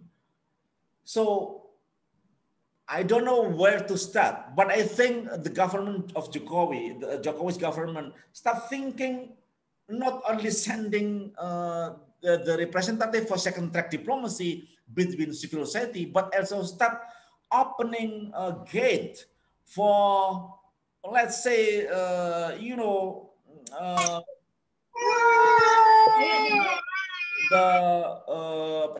representatives from either Hamas, from Fatah, to have kind of unity framework within the Palestinian Authority, means that Palestinian working government. So this is the last point that I think will be important for our meeting today. The issue of Jerusalem must be resolved first, because this is the problem where the tendency to have religious or sacralization among the conflict become religious conflict instead of the conflict among the homeland owners. So holy places, residency, administrative control can be dealt with in the context of international session, but it is very unlikely, because the sovereign of the state has been recognized as the ruling or governing institutions for the holy places. So internationalizations for Jerusalem is almost unthinkable. What I mean by proposal for separated sovereignties is this: the number 3 Roman principle, where we assume 2 separate sovereignties that have reached an accord. So between the Palestinians and the Israelis must come together in the same principle of using Jerusalem, the Holy Mosque, the Sharif, Haram Sharif, for more or less for 3 communities, for Christians, Jewish, and Muslims. Otherwise, very important to neglect this fact. 2 sovereignties as in Vatican and the Republic of Italy, but joint administration of the city. So the city become open, but the governing institution should be the sovereign state. It is Israel and the Palestinian. So the proposal for Jerusalem, if it is like resolved, then we can translate for other proposals to come together for right to return, the independence, the governments, and of course, the territory of Palestine occupied by the Israel. My point is this: the issue that become at the core of the conflict is the colonizations. I'm not in the position to say that it is religious conflicts or Israel and Muslim conflict, Jewish and Muslim conflict, but it is the colonizations. So by putting the colonization as the main target of the resolving conflict between Israel and Palestinian, we can take humanitarian laws as a standard for having new building, new framework of resolving conflict between Israel and the Palestine. So very much appreciate for giving me opportunity for this conference, and I think we let the audience here to discuss, raise questions, maybe some notes or comments. Please, very welcome. Thank you very much, Mas Imam Sujoko. Have a good discussion. Assalamualaikum warahmatullahi wabarakatuh. Waalaikumsalam warahmatullahi wabarakatuh. Terima kasih banyak Profesor Dr. Alimun Hanif atas presentasinya yang luar biasa. Dan kalau boleh di-share PPT-nya Profesor di room chat nanti. Satu poin kesimpulan beliau bahwasanya hadil qadhiyah qadhiyatul ihtilal wa laysa qadhiyatun diniyah atau al-aqaidiyah baina al-yahud wa Palestina kal muslim wa innama hiya qadhiyatul ihtilal. والآن now we are going to the last presenter, the last but not least. We welcome Dr. Mashrafah to deliver the presentation entitled Understanding the Attitude of Arab Countries on the Palestinian Issue. Please welcome, you have 10 minutes, Doctor. Bismillahirrahmanirrahim. Assalamualaikum warahmatullahi wabarakatuh. Alhamdulillahirabbil alamin. Honorable Director of SYARIF Hidayatullah State Islamic University Jakarta, Professor Dr. Hajat Amany Lubis, Honorable the Dean of Islamic and Arabic Studies, Dr. M. Sayrozi Dimyati alias MA, and also Honorable the Vice Dean of Faculty Islamic and Arabic Studies, and His Excellency Ambassador of Palestine, Dr. Zuhair al-Shun, and Dr. Rolliansyah from Ministry of Foreign Affairs, and also the outstanding speakers, Professor Dr. Nazir Muhammad Ayat, Professor Dr. Ahlam Fatih, and also Professor Dr. Alimun Hanif MA. And distinguished guests and participants of this international seminar, which has a title about the future of Palestine, the role of Indonesia in the Islamic world, and organized by Faculty of Islamic and Arabic Studies, UIN, SYARIF Hidayatullah Jakarta.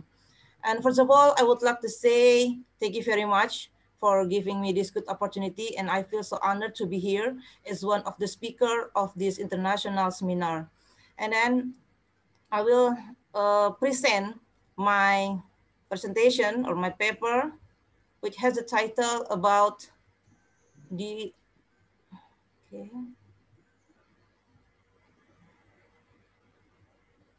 understanding the attitude of Arab countries on the Palestinian issue.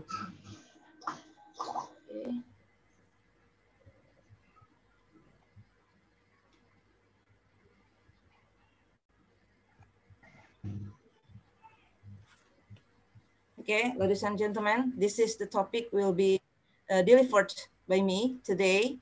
First of all, I would like to share or describe about the Israel-Palestinian conflict. Israel-Palestinian conflict has been going on for a very, very long time, and to be precise, since the establishment of the State of Israel on May 14, 1948, and one of the international relations observer said that Edward Al-Azhar said that this conflict would happen in Palestine or Israel Palestine is kind of a protective social conflict. And Edward Al-Azhar said because this conflict named by protective social conflict because has three requirements. The first is the conflict of Israel-Palestine occurred more than 20 years. If we count until from 1948, the conflict has been 73 years. If we count from 1967, the conflict has been 54 years. If we count from 1973, the conflict 48 years. And when we count from the independence of Palestine and Al-Azhar in 1988, it's been 30 years. And the second one is the conflict is already has a minimum 3 peace agreement during this conflict, and we know that there's so many peace agreement was been happen during this conflict, but the solution or the Palestinians still not independent yet. And among these many conflicts related to tribes, nations, countries in the world, the Israel-Palestinian conflict has the most attention of the international community. Therefore, efforts are needed to resolve this conflict involving countries in the world, including Indonesia. Okay. And maybe I just want to show this. Yeah, Professor Alim Hanif just explained about this before in the previous presentation. This is all the map of the Palestine, and actually before 100 and the less land remaining in Palestine now only 50%. And I just want to share about the Israel-Palestinian War. Since 15 May 1948 until 20 July 1949, there were Arab-Israel War, and the term is Arab and Israel because Palestine was supported by Arabs, the country of Arabs who support in that war. 5 Arab countries, they are Egypt, Iraq, Lebanon, Syria, and Transjordan. And Israel expand area from 57% or around 5.8 at 193 square mile, UN accounted, become 80% miles of all Palestine. And Arab-Israel War, Zionist successful conquers 80% of Palestinian land and evict 770,000 Palestinians from their country. And in 1956, Suez Crisis, Israel invades center of Sinai, and 1967, Israel invaded the Sinai Peninsula in Egypt, with one of this objective being the reopening of the Strait of Peran that Egypt had blocked to Israel shipping since 1950. And also in 1973, the Yom Kippur War, Ramadan War, October, also known as the 1973 Arab-Israel War. Okay, and the next slides show that this is the where the Palestine, which is surrounded by the Arab countries because they're located in the Middle East. But now Israel is become the most powerful state in Middle East. And now I'm going to share the slide or explanation about the Arab countries who has normalization, who has recognition as Israel state. And the first one is Turkey. Turkey has recognition as Israel state since 1949. Okay. And they established the diplomatic office in Israel since 7 January 1950. And the next one is Egypt. Egypt, there's a Camp David peace agreement in Camp David, United States in 17 September 1978, and continuing with the declaration in the White House in 26 of March 1979, and was signed by the actor of this Camp David is the President of Egypt, Anwar Sadat, the Prime Minister of Israel, Menachem Begin, and the President of the United States, Jimmy Carter. And the next one is Jordan. Jordan has a peace agreement with Israel exactly in 26th of October 1994, and was signed by in Arabah, location in Arabah. And the actor of this peace agreement is from Israel is the Prime Minister Israel, Yitzhak Rabin, and the Prime Minister of Jordan, Abdel Salam Majali, and continuing with the Washington Declaration, which is signed by Prime Minister of Israel, Yitzhak Rabin, and the King of Jordan, King Hussein from Jordan, and the President of the United States, Bill Clinton, in the White House. And the next one, recently we heard and we shocked about the normalization, diplomatic relation between United Arab Emirates and Bahrain. They just signed the normalization with the Israel in the White House, exactly on the 15th September 2020, and was signed by the Prime Minister of Israel, Benjamin Netanyahu, and the Foreign Minister of United Arab Emirates, Abdullah bin Zayed, and Minister of Foreign Affairs from Bahrain, Abdul Latif bin Rashid Al-Zayani. Okay, sorry. Okay, and this is the short list, yeah, about the Arab-Israel normalization, diplomatic relation. The first one, Turkey, in 1950. The aim is Israel-Turkey relations were formalized in March 1949, when Turkey was the first Muslim majority country to recognize the state of Israel. Both countries gave high priority to military, strategic, and diplomatic cooperation while sharing concern with respect to the regional instability in the Middle East. But the relation between Turkey and Israel was up and down, especially when the tragedy of Mafi Marmara, and the Turkey was withdrawal one of the ambassador from Israel. And next one is Egypt.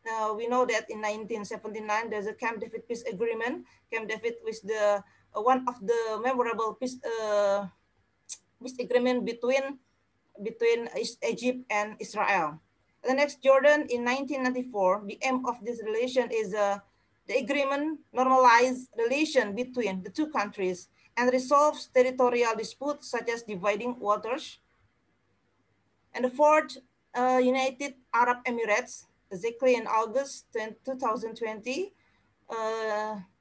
the aim to stop the annexation of the Palestinian territories, three-state peace treaty, and United Arab Emirates Foreign Minister Said Anwar Gargas explained that normalizing relation with Israel is a bold step to secure solution for Palestine and Israel, which have been in conflict for decades. And both parties will sign cooperation agreement in the field of aviation, investment protection, and science and technology. And the fifth is Bahrain. Bahrain is exactly 1 month after United Arab Emirates was signed the democratic relation. And Bahrain in September 2020, the aim is to build peace in the Middle East and sign MOU of tourism.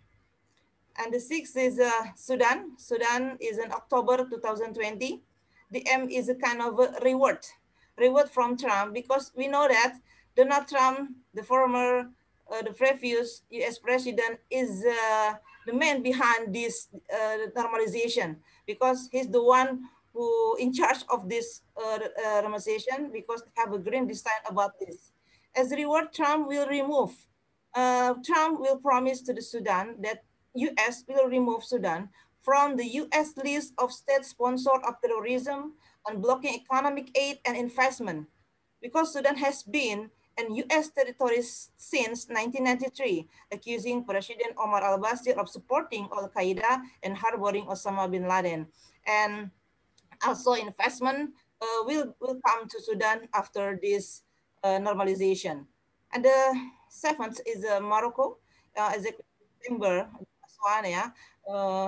December 2020, Trump recognized Morocco's sovereignty over the entire Western Sahara region.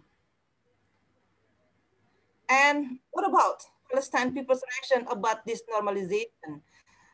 When 4 Arab countries normalized ties with Israel, of course they were shocked, they were angry. Palestinian authorities reject and condemn the step taken by the 4 Arab states. Palestinians consider the agreement a blow to the Arab Peace Initiative and an aggression against the Palestinian people. Moreover, the Arab state agreement with Israel is seen a back step against the Palestinian struggle and its people. And this is also the picture when the United Arab Emirates and Bahrain had a sign to make a normalization, the moderation between 2 countries. Israel and 2 Arab group states, United Arab Emirates and Bahrain, have formally and publicly established diplomatic relation mediated by US. And we know that the agreement, they call this Abraham Accord. And also the reaction, the comments come from the Palestinian President Mahmoud Abbas, consider Israel that Israel and United Arab Emirates normalization is a kind of betrayal of the Palestinian nation struggle for independence. And we have to know more about what exactly is Abraham Accord. Even there's another perspective of Abraham Accords, but now the Trump has taken this Abraham Accord as what we call this grand design. Yeah, we know that the Abraham Accord is grandiose for any number of reasons, including the fact that what was signed does not even constitute a peace treaty. They still keep telling that it will make influence to the peace treaty. Peace treaties are made between warring parties, and United Arab Emirates and Bahrain have never been at war with Israel. And Abraham, they call this Abraham, the father of monotheism, for a peace treaty between Israelis and Palestinians, which will be the thing that ended in the Middle East conflict. This is when the normalization, they said the agreement is Abraham Accord. And what is exactly the benefit from Abraham Accord for Israel and US? Netanyahu the Prime Minister of Israel, is Benjamin Netanyahu, benefits in at least 3 ways. The first, he diverts attention from his miserable handling of the coronavirus pandemic. We know that the coronavirus is still going on, not just in Palestine or also in Israel. And at the moment, Israel is moving to a new 3-week lockdown. And then is the Benjamin Netanyahu. He managed to make peace, dalam tanda kutip peace, with Arabs who are not Palestinian. They have peace with for Arab, but not is Palestinian. And the particular group of Arabs had most like to avoid. And the third one, he buttresses his reputation. Benjamin has a bad reputation among his people because Israel voters as a statesman on the world stage. And what about the Donald Trump?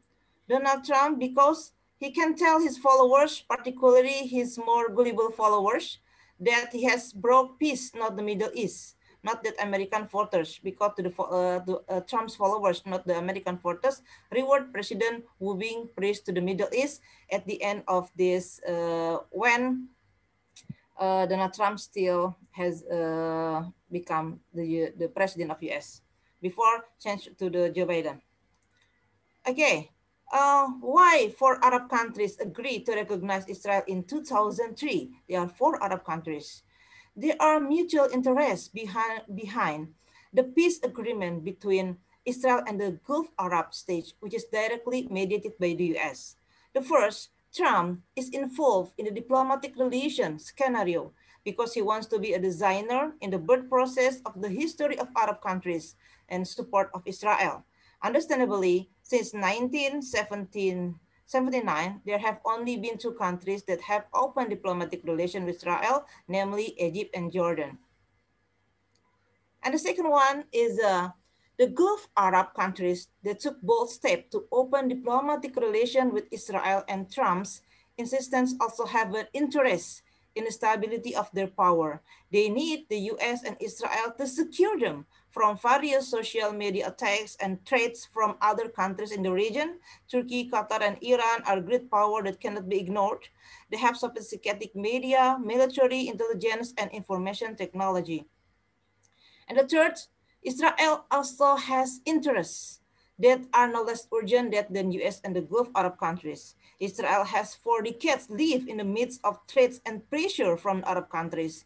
Israel can instigate and spur the unity and resistance of the Arab world, even the Islamic world. Therefore, Netanyahu agreed to the proposal initiated by Trump.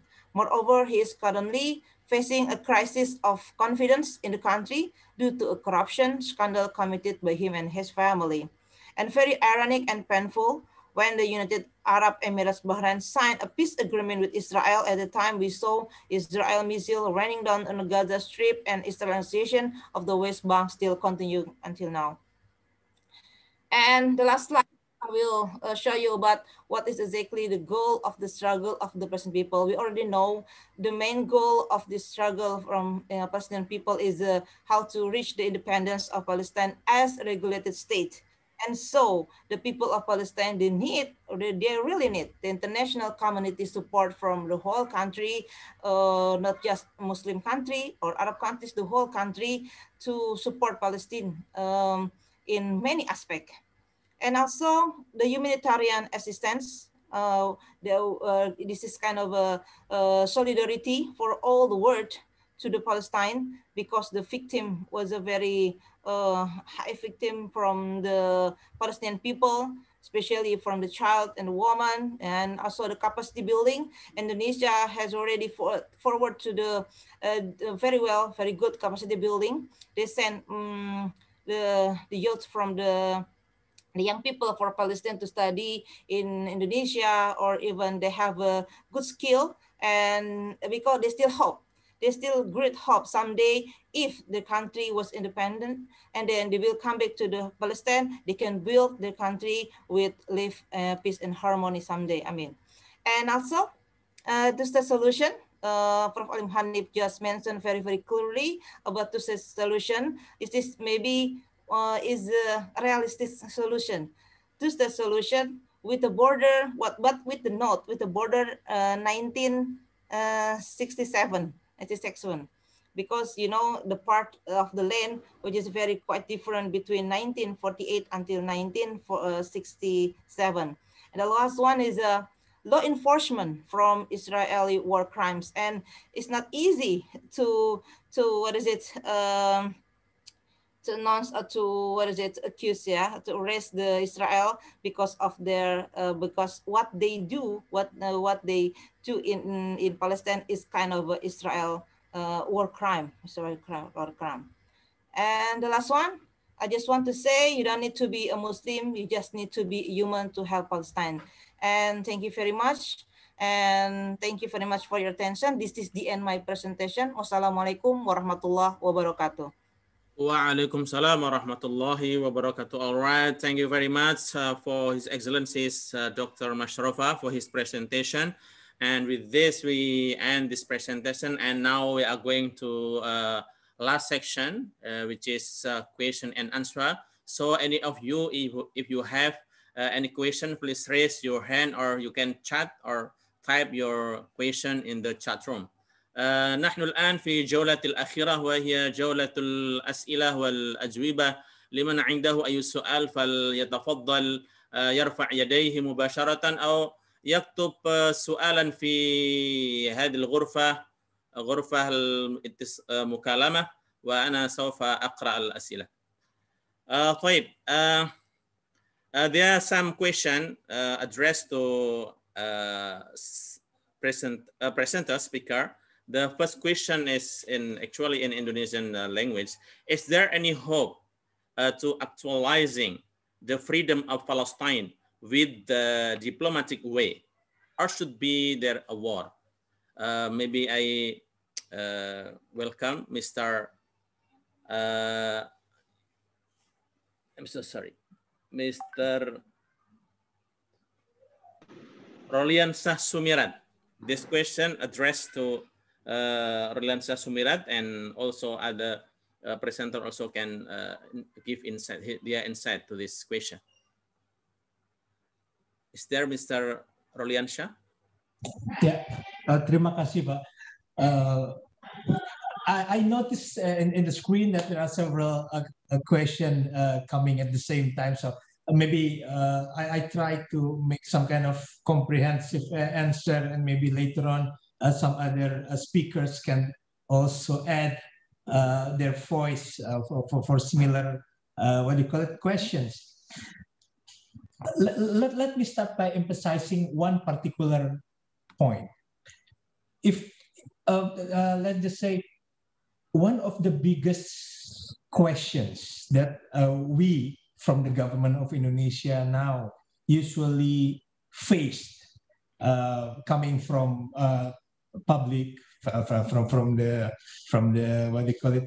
society, is the question: what kind of measures or other steps that Indonesian government can do more, rather than only reiterating their position as well as stating condemnations. It's a valid question, I must say, but at the same time, I can practically emphasize that the most, maybe the most important, or maybe the most expensive currency nowadays is consistency based on principles. And that is why, I mean, last year we remember when there are some kind of big talks among countries in the region, and also involving some of the big countries, especially with regard to the so-called deal of the century. Indonesia considered that it's not an option at all. So we consistently reject that particular proposal, even when the proposal coming from, let's say, one of the, maybe even the biggest country in the world. So the consistency itself is already something that is very important, very luxury and very expensive currency. And it is our intention to continue our foreign policy based on that kind of principle. So we consider that if it is something that is not going to be accepted by our Palestinian brothers and sisters, so it's a no-go. So as simple as that, but also as difficult as that. Of course, pressures are always coming to the government, not only from the government side. Sometimes it also involves private sectors or some other stakeholders. But for the government, it's clear. Again, it's about how to maintain pressures to Israel to adhere, to implement their obligations that has already been set out in various international agreed resolutions, a parameter. In this case, in particular, the decisions coming from the United Nations Security Council. And don't forget that under the Article 25 of UN Charter, all decisions taken by the UN Security Council, although it is only 15 members, it is legally binding to all members of the UN, 190. That is the reason why Indonesia, during our membership as the non-permanent member of UN Security Council 2019 and 2020, we consistently bringing the issue of Palestine to the table of the UN Security Council. We managed to convene so many high-level meetings in order to make sure that the focus, the attention is properly given to this particular issue. Regardless, there are so many other issues now coming to the international attention, like conflict in Syria, Yemen, or even so many conflicts in Africa. But for us, again, we want to make sure that the issue of Palestine is not going to be neglected or forgotten.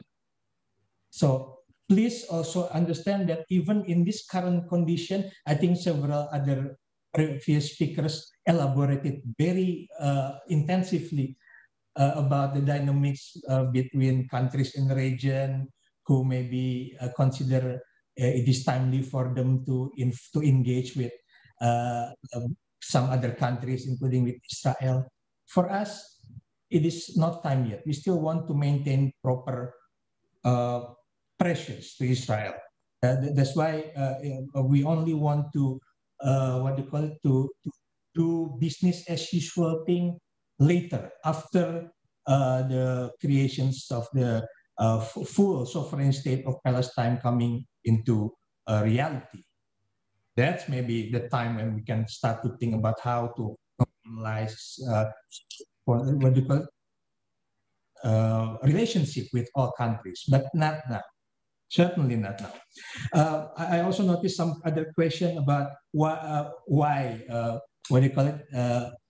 the UN has a problem to punish Israel. Again, it is about implementations. It's about also power politics. It's about the constellations of international politics in the highest form.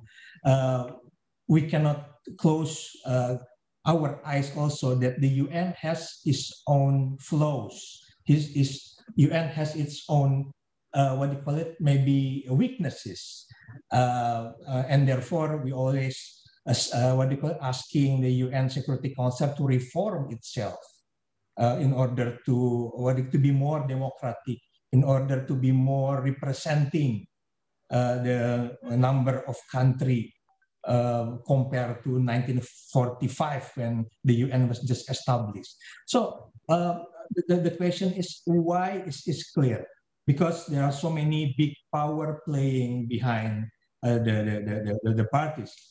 I also noticed there is a question about when the two-state solution can be materialized. I mean, it's a big question. It's maybe one the most important questions. But again, maybe rather than putting artificial deadline, the most important thing for us is just to do whatever we can collectively not only by ourselves, because we cannot solve everything by ourselves, but we maintain pressures collectively through OIC, working together with League of Arab States, for example. And also, to some extent, we ask ASEAN colleagues to also to be more supportive and explicitly support our Palestinian colleague.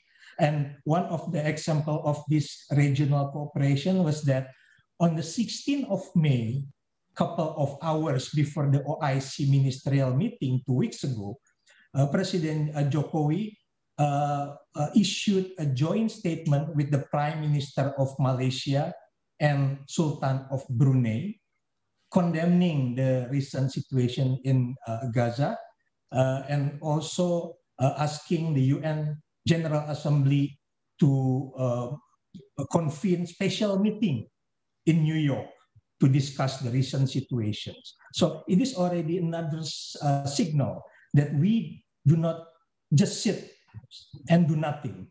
We do anything that we can do.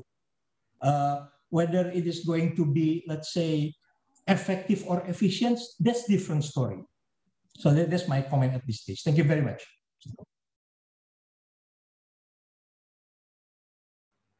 Okay, thank you, Mr.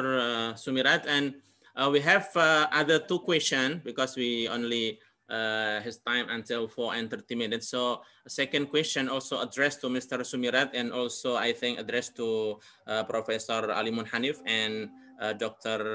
Mashrafah. And I give you every single of you 2 minutes to give your insight. The question is actually in Arabic language, but should we say that the issue of Palestine is a humanity issue? There is no correlation with the faith or religion issue. And we know that Zionist Israel, when they come back to Palestine, they have a faith that they come back to the what we call promised land, something like this. What's your insight, Mr. Soemirat, and also Mr. Alimun Hanif, and also Dr. Masrah, please.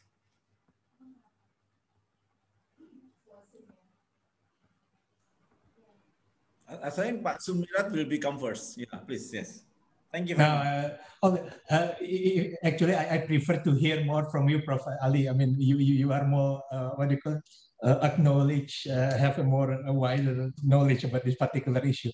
But if I may, I think maybe we can even address this particular question directly to our brother and sister from Palestine. Are they ready to consider the conflict as the conflict between religion?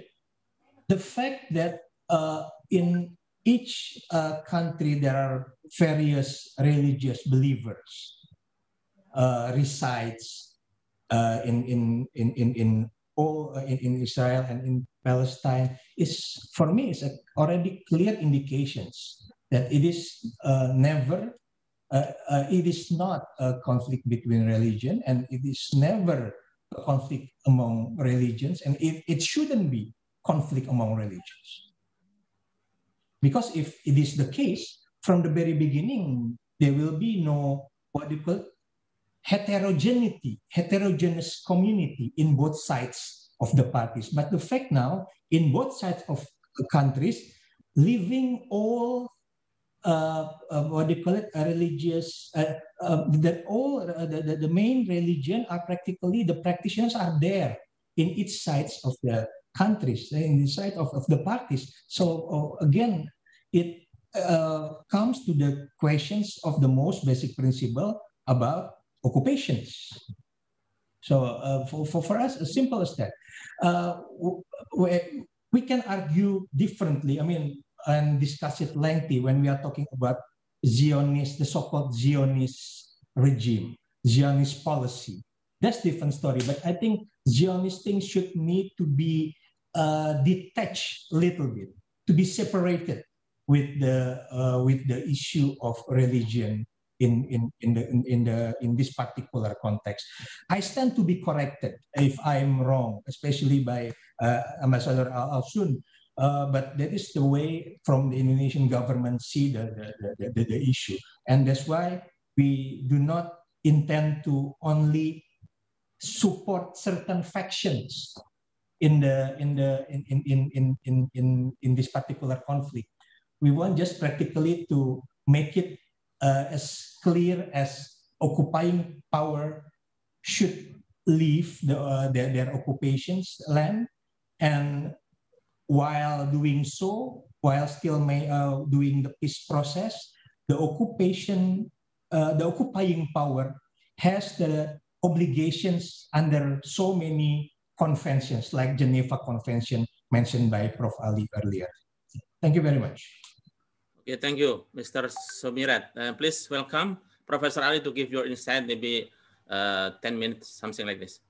Yes, thank you. I won't go very long, actually. I mean, the question that has been raised for the dispute, whether this is like religious conflict or political or homeland conflict, is the way how we put framework in strategic ways to resolve the problem. If we bring this issue into humanitarian conflict, I mean decolonizations, dispute about homeland, and we can push the international institutions, including the UN, Arab League, Organization of Islamic Cooperation, can work together instead of the Islamic identity itself. You know, I mean, by having framework to put this issue into humanitarian laws means that we can work properly. We can resolve this problem workably. Otherwise, we go into unending and unresolved questions whether a state can make a diplomatic relations with other countries to push or to give a web of pressure to Israel. This is the problem, that by putting the framework of conflict into humanitarian conflicts, mean that our state, international community can work together, not only for the Muslim, not only for the Christians or for Jewish, but also international societies at the whole. And this is what I mean by, as Soemirat said, that if we go only, if we put this conflict into more religious, then the danger is very clear that you bring all radical Islamists, all radical religious people will be, having belief that, well, this is like the day of the judgment has come through. So what is very dangerous from putting religion into conflict, in this conflict, is the fact that you invite people with no workable solutions except that defending the glory of Islam or defending the glory of Judaism, then the beginning will be working very, very bad.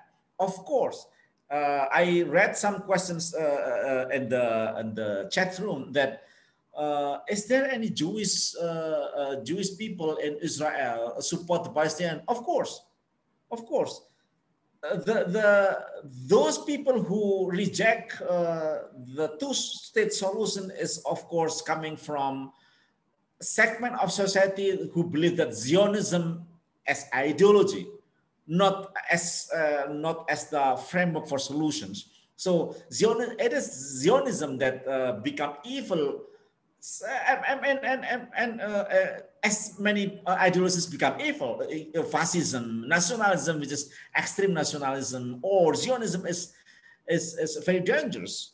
So those people in Israel, Jewish in Israel, who don't support Zionism, more and more now, year by year, increasing by numbers.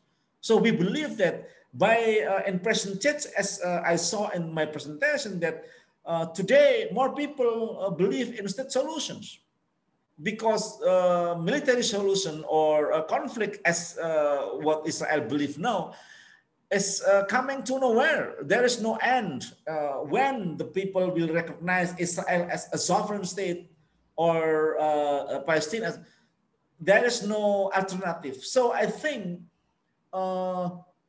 people start thinking, for example, because of the social frustration that would happen in our country, for example, well, let Israel take the whole territory for Israel, and then it must be very democratic, Israel. No. This is not choice. Even if that choice will be our preference, it is very dangerous, will be more bloody.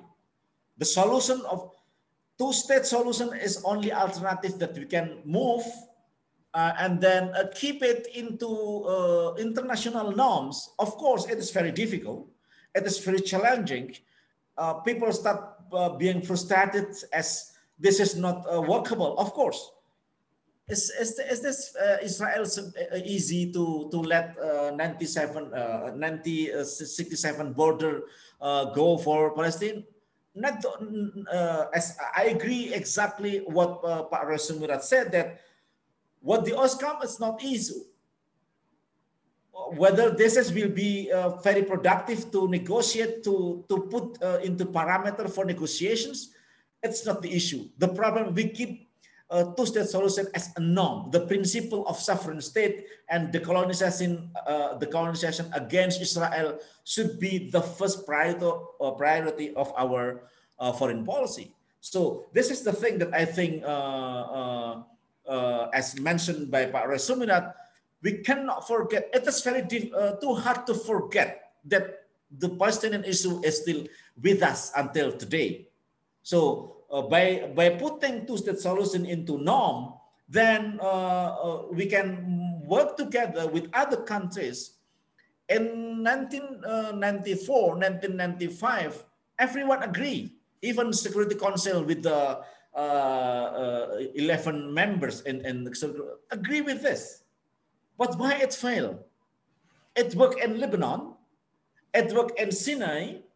Why it failed in Gaza and West Bank? So this is the question that we have to address, because whether this is part of our agenda to unite some factions in Palestinian territory, either Hamas or Fatah, or the Israeli population not agree with this kind of solution. But I think more and more people in Jewish state, in Israeli state, will be with us to have produced kind of alternative in a two-state solution alternative. The last thing that I have to say is this. In Israel itself, believe that the religious issues become a core for the regimes, democratic regime, to play with it. Whether the Israel is part of the promised land, Israel exists before Palestine, Israel is in the Bible, in the Torah, and so on. But still, we cannot put this parameter into workable solution for negotiation, because there is no such compromise that I think will be very important for negotiations between the Israeli states, Palestinian movement, and the other rest of the world, including Organization of Islamic Cooperation. What I believe to resolve the problem is the fact that we have to put this into measured parameters for negotiations. And the mission is the decolonizations of the Israel from Palestine, from Palestinian territory. The more we can bring together into the solution of Jerusalem, settlement, and then refugees problem, and so we can start having the similar framework. I'm not saying the same, but putting the trust to Israel and Palestinian movement is very important, instead of being frustrated from the way how these decades of conflict is unresolved seemingly. Thank you very much, Pak Mas Imam. Okay, thank you. All right, Mr. Professor Ali Munhanif, and is there Dr. Masrofa? Is there? Okay, thank you for the education. And actually, I agree with both speakers, Prof. Alim Muhanib and also Mr. Rolliansyah from Soemirat, that actually this is not kind of related with religious conflict. Even there's religious was involved in this conflict, because based on the historical background of this conflict, which is Israel was established the Jewish state, and in Jerusalem there's three holy places for Muslim, Jews, and Christians. And but I prefer this conflict will be there'll be good solution for them. I agree with Prof. Ali Muhanib. We should make the two solution is the only solution.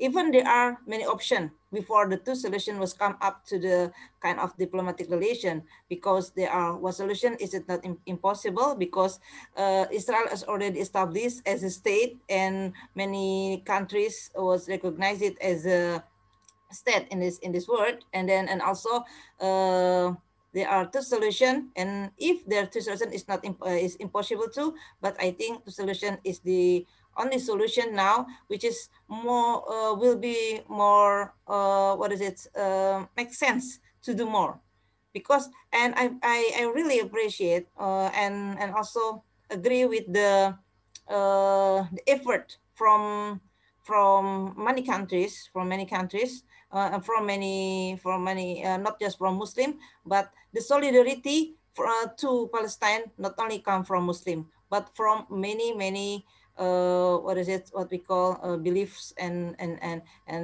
religion in this world. And I believe there's always a solution, and there is always hope to end the occupation and the colonization in the Palestine.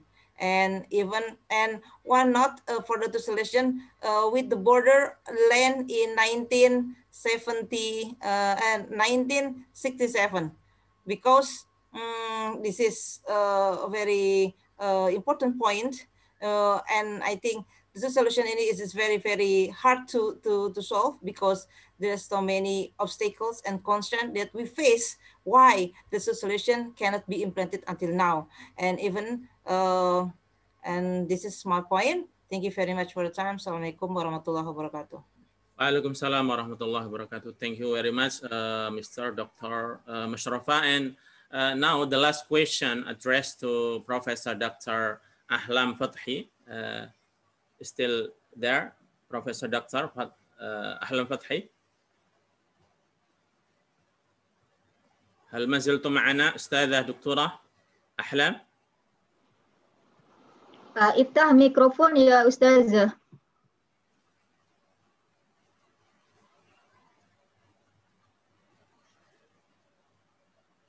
الميكروفون مجال ميوت، يعني افتحها. نعم. Okay. What is the question? أستاذة، هذا السؤال الأخير. السؤال الأخير ولكم دقيقتان فقط للإجابة. السؤال يعني ماذا ترين عن دور جمهورية مصر العربية إلى حد اليوم؟ هل ترون أنها قد لعب دورها بأقصى ما يكون أم كيف ترين؟ تفضلي. No, I don't see that Egypt has played its full part. I think that they still can do more to the Palestinians, send more delegates to everywhere, and they can play a part in the UN when the UN Assembly or the UN Security Council. They have to do something there, because every time the Americans, the US makes a veto and stops the argument or the discussion of the issues. So they have so many things to do. They can also leave the people themselves help the Palestinians, assist the Palestinians in one way or another.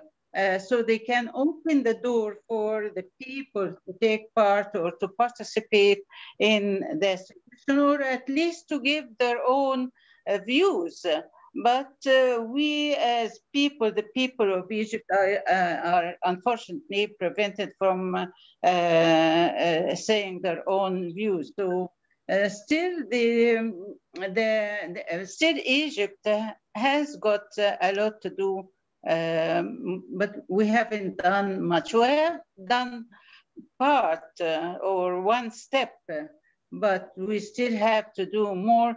We can press Israelis to do something, but I don't think we have pressed them much until now.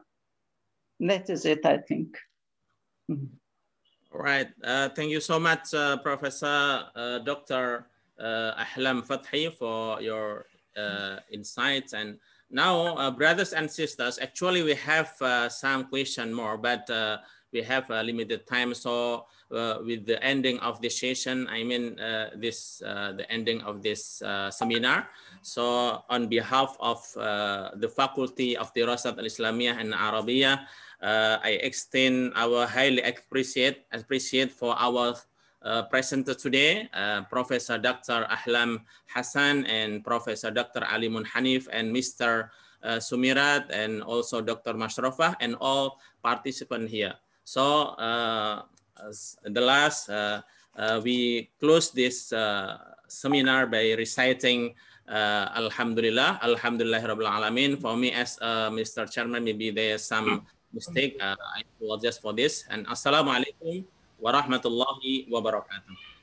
Waalaikumsalam warahmatullahi wabarakatuh. Thank you very much, Mr. Professor.